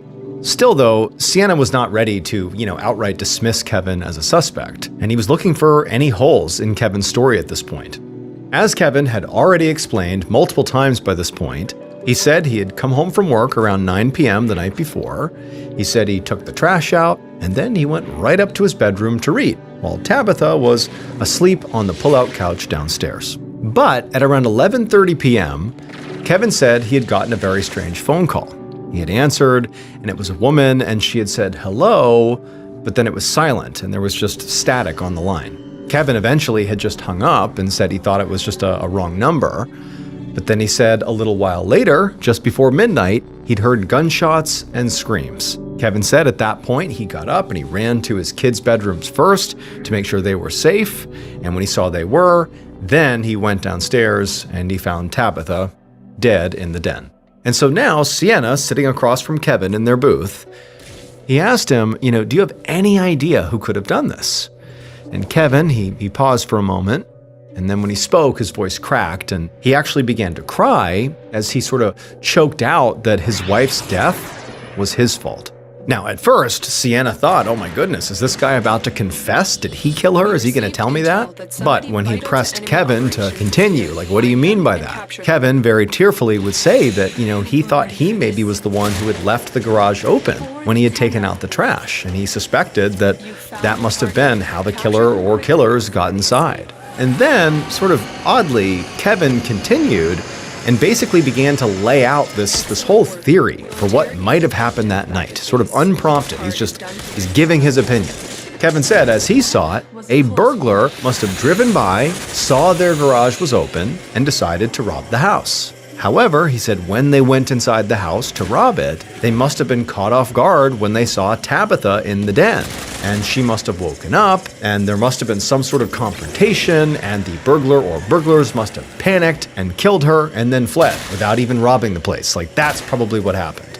And Sergeant Sienna did not give off how he felt about, what Kevin was doing and what he was saying. He just sort of nodded thoughtfully, like he was considering his theory. However, in reality, Sienna had already considered the possibility of this being a burglary gone wrong, but the way Tabitha had actually been killed just felt way too personal to chalk it up to a random intruder. And also, again, nothing from the house had been stolen. So what Sienna really wanted to know from Kevin was, why was Tabitha sleeping on the couch and not up with you? And to Sienna's surprise, Kevin was actually really open about these problems in their marriage. He explained that Tabitha was young, 20 years younger than he was, and she wanted to go to clubs and see friends every night of the week, while he was, usually too busy and too tired for doing that kind of stuff, so she would do it alone.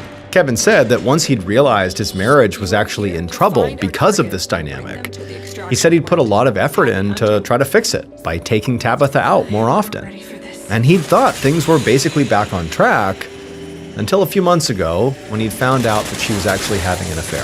He said he'd drawn up divorce papers and been on the verge of filing them, but Tabitha had ultimately promised that she would break off the affair, so he had decided to give her one more chance. As Kevin said this, Sienna watched him very closely, trying to gauge whether or not Kevin was lying. Kevin definitely seemed nervous as he was speaking, and he also kept tapping his foot and running his fingers through his hair. But there was a chance that was also just exhaustion and maybe some shock, lingering shock.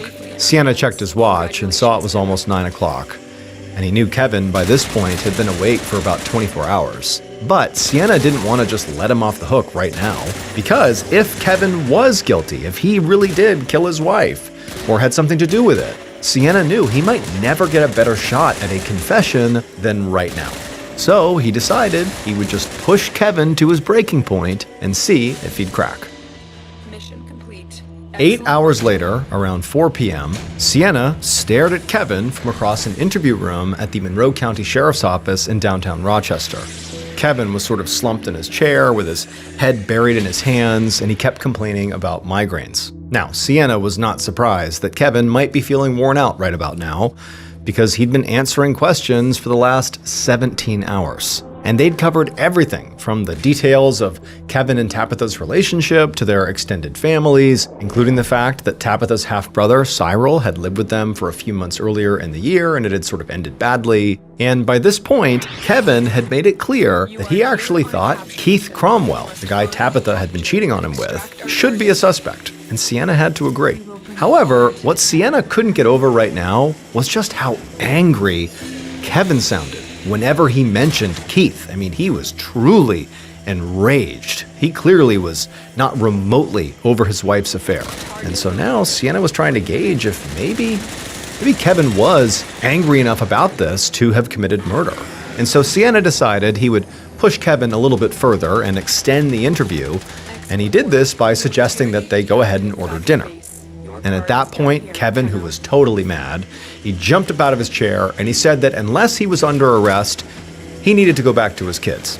And Sienna did not have the evidence to hold Kevin, so he had no choice but to tell him that, of course, he was free to leave.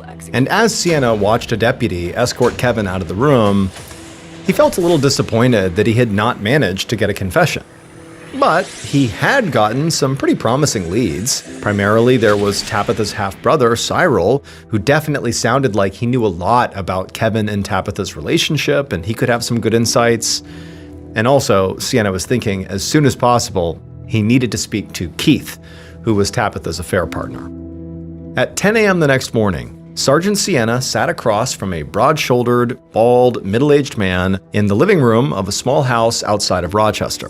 This was Keith Cromwell, the man that Tabitha had been having an affair with, and he struck Sienna as being a pretty tough, intense guy. So Sienna was actually a bit taken aback when he asked Keith about his affair with Tabitha, and Keith just began to cry. It just seemed sort of uncharacteristic for the way he appeared, at least at first glance. But Keith quickly wiped his eyes and he apologized, and then he asked what exactly Sienna wanted to know. And Sienna told him to just, start at the beginning. So Keith explained that he was a machine operator at a local factory, and it was a really stressful job. So Keith would sometimes blow off steam by going to a nearby strip club. And it was at that strip club about 6 months earlier that he had met Tabitha Bryant. And this really caught Sienna off guard. And he immediately asked Keith, what was Tabitha doing there at the strip club? But Keith just shrugged and said Tabitha had a wild side. She was a regular there. Sienna was still sort of taken aback by this and really didn't know what to think of it, but he just told Keith to keep telling the story. And so Keith continued, and he explained how he and Tabitha had exchanged numbers that first night, and then started texting and calling, and how that eventually turned into regular meetups when Kevin was at work. He said by July, they were hanging out several times a week and speaking on the phone basically every day. And Keith said this continued right up until Tabitha's death. And here, Sienna had to stop Keith again, because Kevin had told Sienna that Tabitha and Keith, their affair, was over. But here Keith was basically telling Sienna the opposite. And so when Sienna pressed him on it, Keith said that actually Tabitha had called him around 11 p.m. on Sunday night, only about an hour before she was killed. And so this timing just felt like way too big of a coincidence, and it made Sienna wonder if Keith was actually just trying to give himself an alibi. Except it was not a very good one, because Keith lived close enough to Tabitha and Kevin that after that last phone call at about 11 o'clock, he would have had time to hang up the phone and drive over to their house and commit the murder by midnight. So this really wasn't an alibi. So now, Sienna realized he was in a tough spot here. Tabitha's affair really gave both Kevin and Keith strong motives to want to kill her. And so basically, neither man could be ruled out. They were kind of like equally primary suspects at this point. And on top of that, the additional information that Tabitha had been a regular at a strip club just raised a lot of additional questions. He realized he really needed to speak to someone who really knew Tabitha.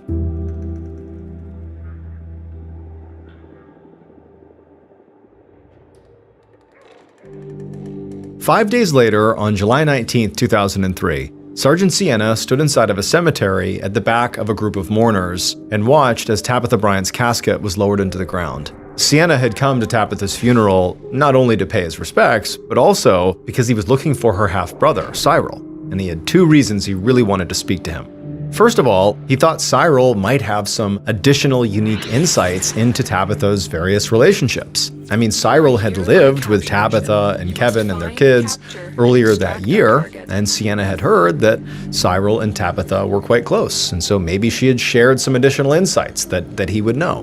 But the second reason for wanting to speak to Cyril was recently, Sienna had also begun to look at Cyril as being maybe a potential suspect. So Sienna had spoken with a number of Tabitha's friends, and from those interviews, Sienna had learned that Cyril and his girlfriend Cassidy were also both regulars at that same strip club that Tabitha went to. And then on top of that, Sienna knew that Cyril and Cassidy had been caught using drugs by Tabitha and Kevin, and that's why they had been booted from the house just a few months ago. And so who knows, there could be some bad blood there.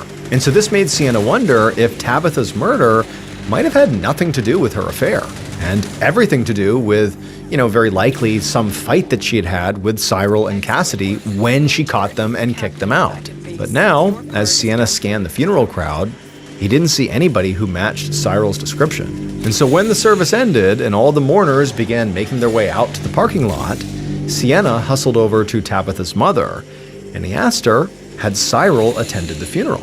And she said that, actually, no one had heard from Cyril since the night Tabitha was killed. And she said that she was really worried about him because Cyril's mental health was quite fragile. About a year earlier, he'd suffered a huge mental breakdown after the death of another sibling, which was why Tabitha had invited him to live with her in the first place. And so now Tabitha's mom was afraid that Cyril had spiraled again and might be in trouble. But as empathetic as Sienna was, ultimately, this information he was getting from the mother did not paint Cyril as like a guy in need of help. It painted Cyril as being really suspicious. And so, as politely as he could, Sienna asked the mom if she had any idea of how he could go about trying to find Cyril, any way he could even begin that process. And Tabitha's mom, she thought for a moment and then said that if anyone knew where Cyril was, it was his girlfriend, Cassidy Green. One night, about a week after Tabitha's funeral, Sergeant Sienna sat in the back of an unmarked van in downtown Rochester. And through the windshield, he watched a man standing alone in an alley, pacing back and forth, constantly checking his phone. This was all part of a sting operation that Sienna hoped would finally lead him to Tabitha's half-brother Cyril. Ever since Tabitha's funeral, he and his fellow deputies have been trying to track Cyril down, but so far they'd had no luck. It looked an awful lot like Cyril had either left town or was actively hiding from the police. However, Sienna had managed to locate Cyril's girlfriend, Cassidy, who, it would turn out, was well known to the police for being a drug dealer and an escort who went by the working name of Angel. Now, Sienna doubted that if he approached Cassidy directly, that she would just immediately give up Cyril's location willingly. And so what he needed to do was get leverage on her first. So Sienna went to an informant of his with a plan. The informant would reach out to Cassidy, or Angel, looking to buy some cocaine, and then once they had clear evidence that she had broken the law by selling these drugs, Sienna would arrest her and then try to strike a deal to get her to talk about Cyril. And so now, through a pair of binoculars, Sergeant Sienna watched as a small blonde woman appeared at the far end of the alley.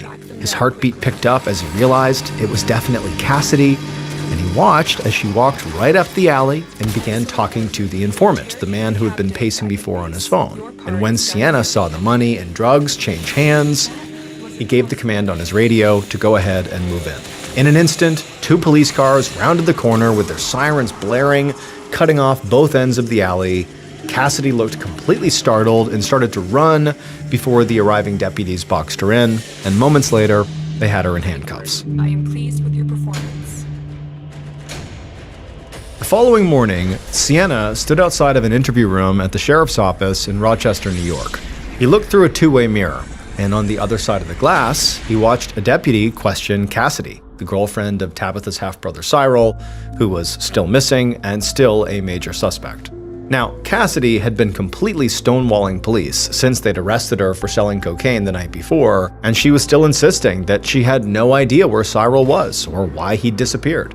Now, to this point, the deputy who was speaking to Cassidy had not brought up Tabitha's murder. And so at this point, Cassidy seemed to think that her only problem was the cocaine charge. And so as Sienna watched this interview just kind of go in circles and drag because Cassidy just was not giving them anything, finally Sienna just couldn't take it anymore, and he just busted in the room and he slammed a folder down right on the table, totally shocking not just the deputy, but Cassidy. They both looked at him like, what are you doing?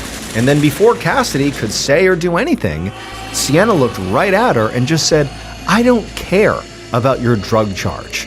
What I want to know is what you know about Tabitha Bryant's murder.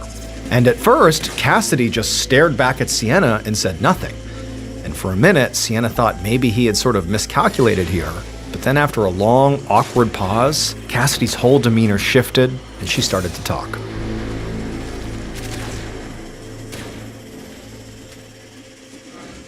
Based on witness testimony, evidence collected at the crime scene, and the killer's eventual confession, here is a reconstruction of what police believe happened to Tabitha Bryant on the night of July 13th, 2003.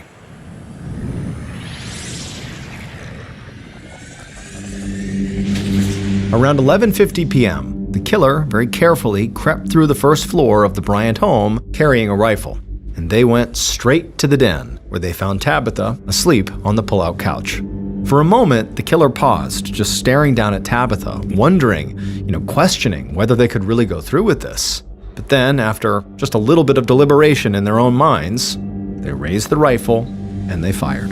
The bullet entered Tabitha's skull right under her right eye, but it didn't kill her. And so as the killer is standing there watching, expecting Tabitha to basically be motionless, Tabitha wasn't. Her body began jerking around, and then she suddenly reached up and grabbed at her cheek, and she sat up and she looked at the killer and began to scream. And so the killer immediately fired 2 more times, but Tabitha was moving around so much in her own panic that both shots missed.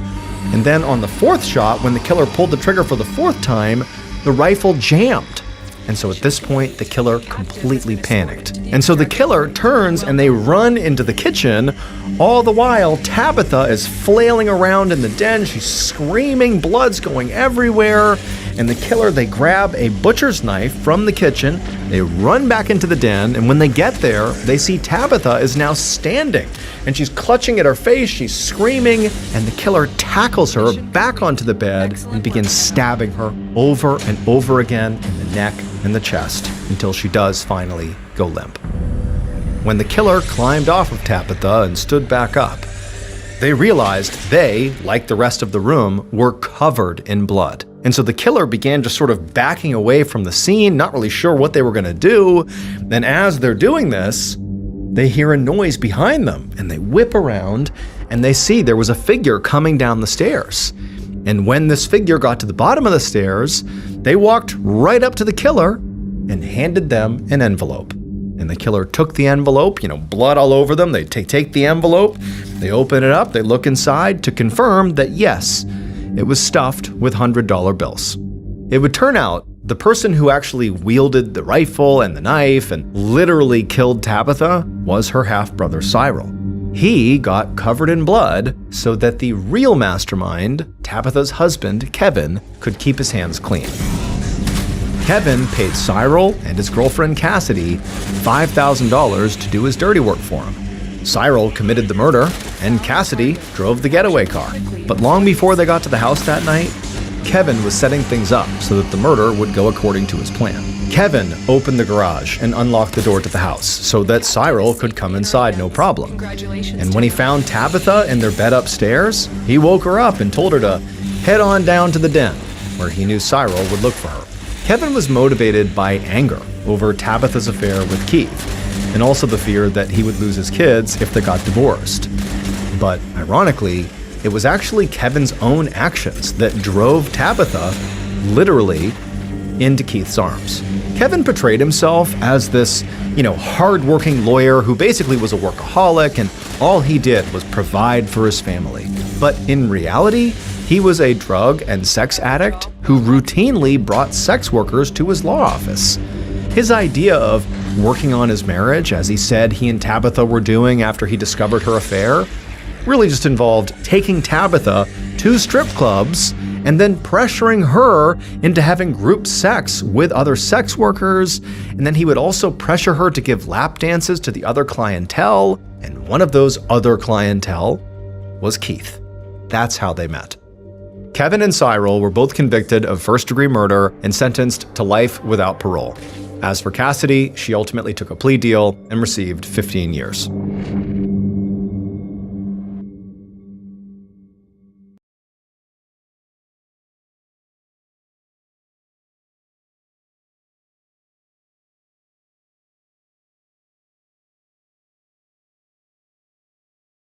To the extraction point.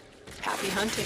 Today, I'm going to share 3 stories about ordinary people who at some point made a decision that not only completely changed their lives, but also impacted the lives of millions and millions of other people as well. But before we get into today's stories, if you're a fan of the strange, dark, and mysterious delivered in story format, then you've come to the right place, because that's all we do, and we upload 2, 3, even 4 times every week. So, if that's of interest to you, please rewire the like button's house so that every time they turn on their desk lamp, the stove turns on. Also, please subscribe to our channel and turn on all notifications so you don't miss any of our weekly uploads. Okay, let's get into today's stories.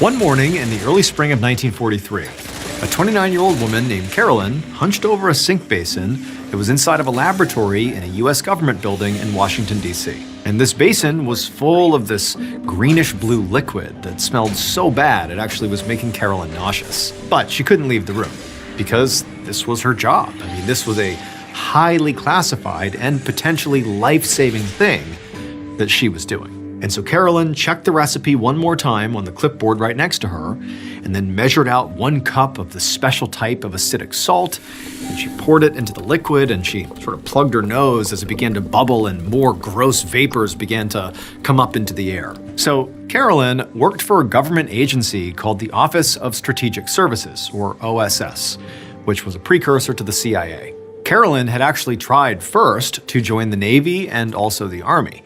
She had applied to do administrative work because at the time, women were not allowed to do anything in combat roles. However, both the Navy and the Army turned her down for a really weird reason. So at the time, these 2 branches of the military were looking for people to fill their administrative roles. Namely, they were looking for secretaries.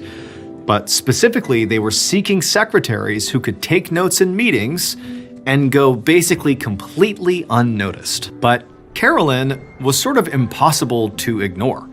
She was 6 foot 2 inches tall, and she had a booming voice and a huge personality. And so basically, she drew a lot of attention, and the military had known that very likely her presence would be too distracting in these meetings, and so that's why they turned her down. So, when she was rejected, Carolyn had gone on to apply for work at the OSS, hoping to maybe become a spy. But they also turned her down really for the same reason. She was just too conspicuous to blend into a crowd, so how could she possibly be a spy? Now, for Carolyn, this had been sort of heartbreaking. I mean, it was sort of like, she thought she was going to be able to serve her country, and now she's being told, you basically can't. And so feeling like, she didn't have much to lose, she just went to the OSS and just said, look, I know I can't be a spy, but do you have any other jobs available that I could do? What do you got? Anything. I'm open to it. And it was through this approach that the OSS said, actually, yes, we do have something for you. And she would go on to become the executive assistant to one of the lead scientists for the OSS. And so now, in that capacity, she was working on a very important secret science project for the government. And so that day in the lab, after the mixture had stopped bubbling a little bit, Carolyn very carefully added some more ingredients. There was some copper acetate and black food dye, and then once they were in the wash basin as well, it was done.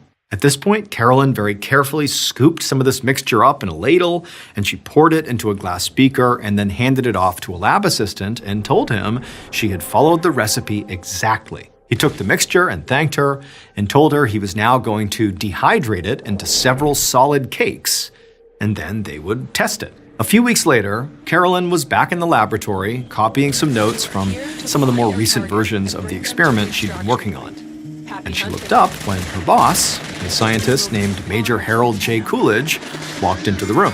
Major Coolidge was a scientist from Harvard University, and he was in charge of this whole secret project that Carolyn was working on. And he walked in and he had a big smile on his face, and he put a memo down on the table in front of Carolyn.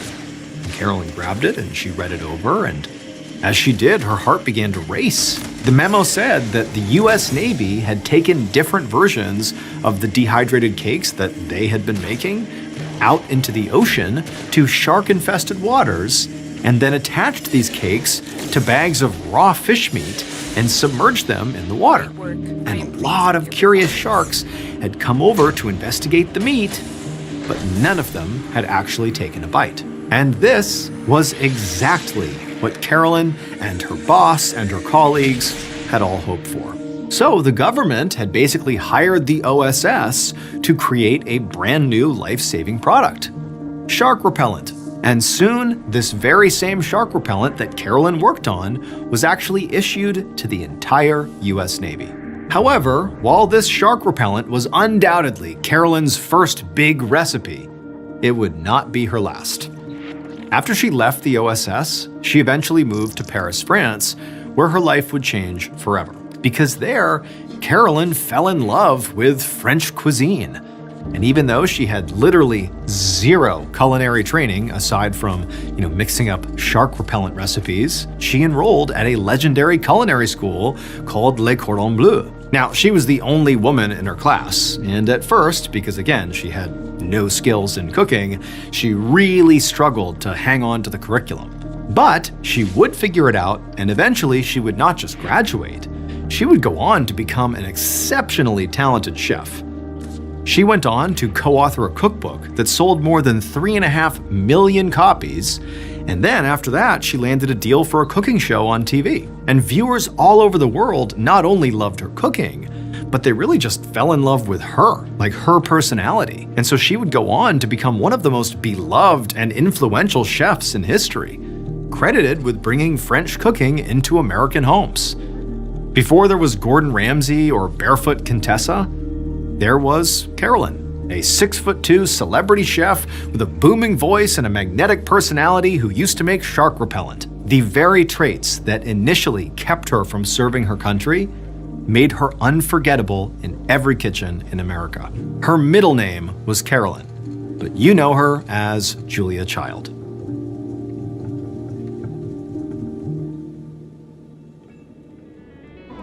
Minimum payments are not designed to get people out of debt.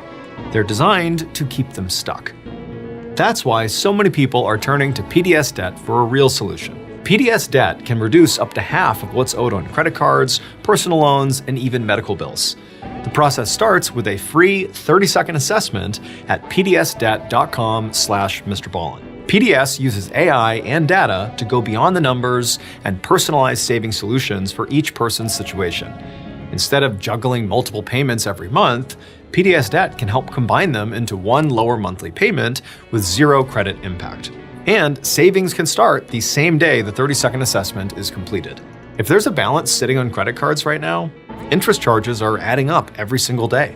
PDS Debt offers a way to finally take control, and there's no minimum credit score required.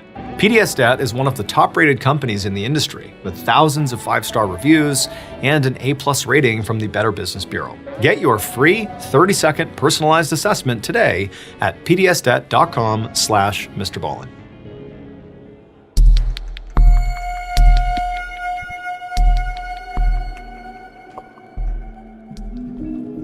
On the afternoon of June 12, 1962, An 18-year-old boy named George Jr. drove through his hometown of Modesto, California on his way home for dinner. But as he was driving, George Jr. could not help but feel like he was really dreading actually getting there. So he and his father had been fighting a lot lately, ever since he had told his dad that he did not want to go to college, and instead he wanted to become a race car driver.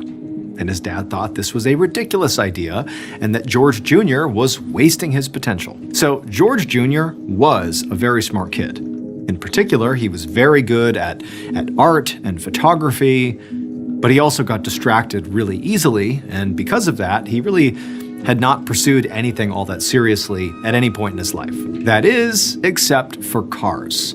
A few years back, George Jr. had begun hanging around mechanic shops and sort of fell in love with cars. He thought they were fascinating. And at that point, his father actually bought him a small Italian car called a Fiat. And George Jr., after getting this car, sort of became obsessed with it, and he wound up souping up the engine and basically turned this little car into sort of like a race car. And he'd actually begun entering his little car into local car races. And he'd actually even won a few of these races. But his father, despite being the one who literally gave him the Fiat, he just didn't get his son's obsession with cars. Like, why aren't you able to, take that focus and apply it to other things, that will get you a real job and give you a real future? And so basically every dinner these days, it became this huge argument between father and son. But, George Jr., as frustrated as he was with the whole situation, couldn't really change it, at least not for now, because he still lived with his parents, and so he just had to accept that if they were going to fight, they were going to fight. And so George, he came to this intersection where it was right near his home. He just needed to make a left and, pull over, and he was home. He comes to a stop, he puts on his blinker, and he begins making the turn when he hears this really loud screeching sound and then feels his own car jolt forward, and then everything went black. 2 weeks later, George Jr. was laying in a hospital bed in the intensive care unit at the local hospital, watching daytime reruns on the TV in his room. He was in so much pain that he could barely move, so all he did was just watch TV. So 2 weeks earlier, when George was, making that turn and then something happened, well, what it was is another car came speeding down the road and smashed into George's car so hard that it sent his car, his little Fiat, flying, and it flipped 3 times. And while it was flipping, George Jr. was ejected from the car, and actually it saved his life because the moment he was ejected, his car smashed into a tree and sort of wrapped around it. I mean, George was very badly hurt. He had multiple bone fractures, bruised lungs. I mean, he was really beaten up, but he had survived. However, the doctors told him that because of how extensive his injuries were, he would basically be recovering in bed in the hospital for months. But again, George Jr. just felt lucky to be alive at this point.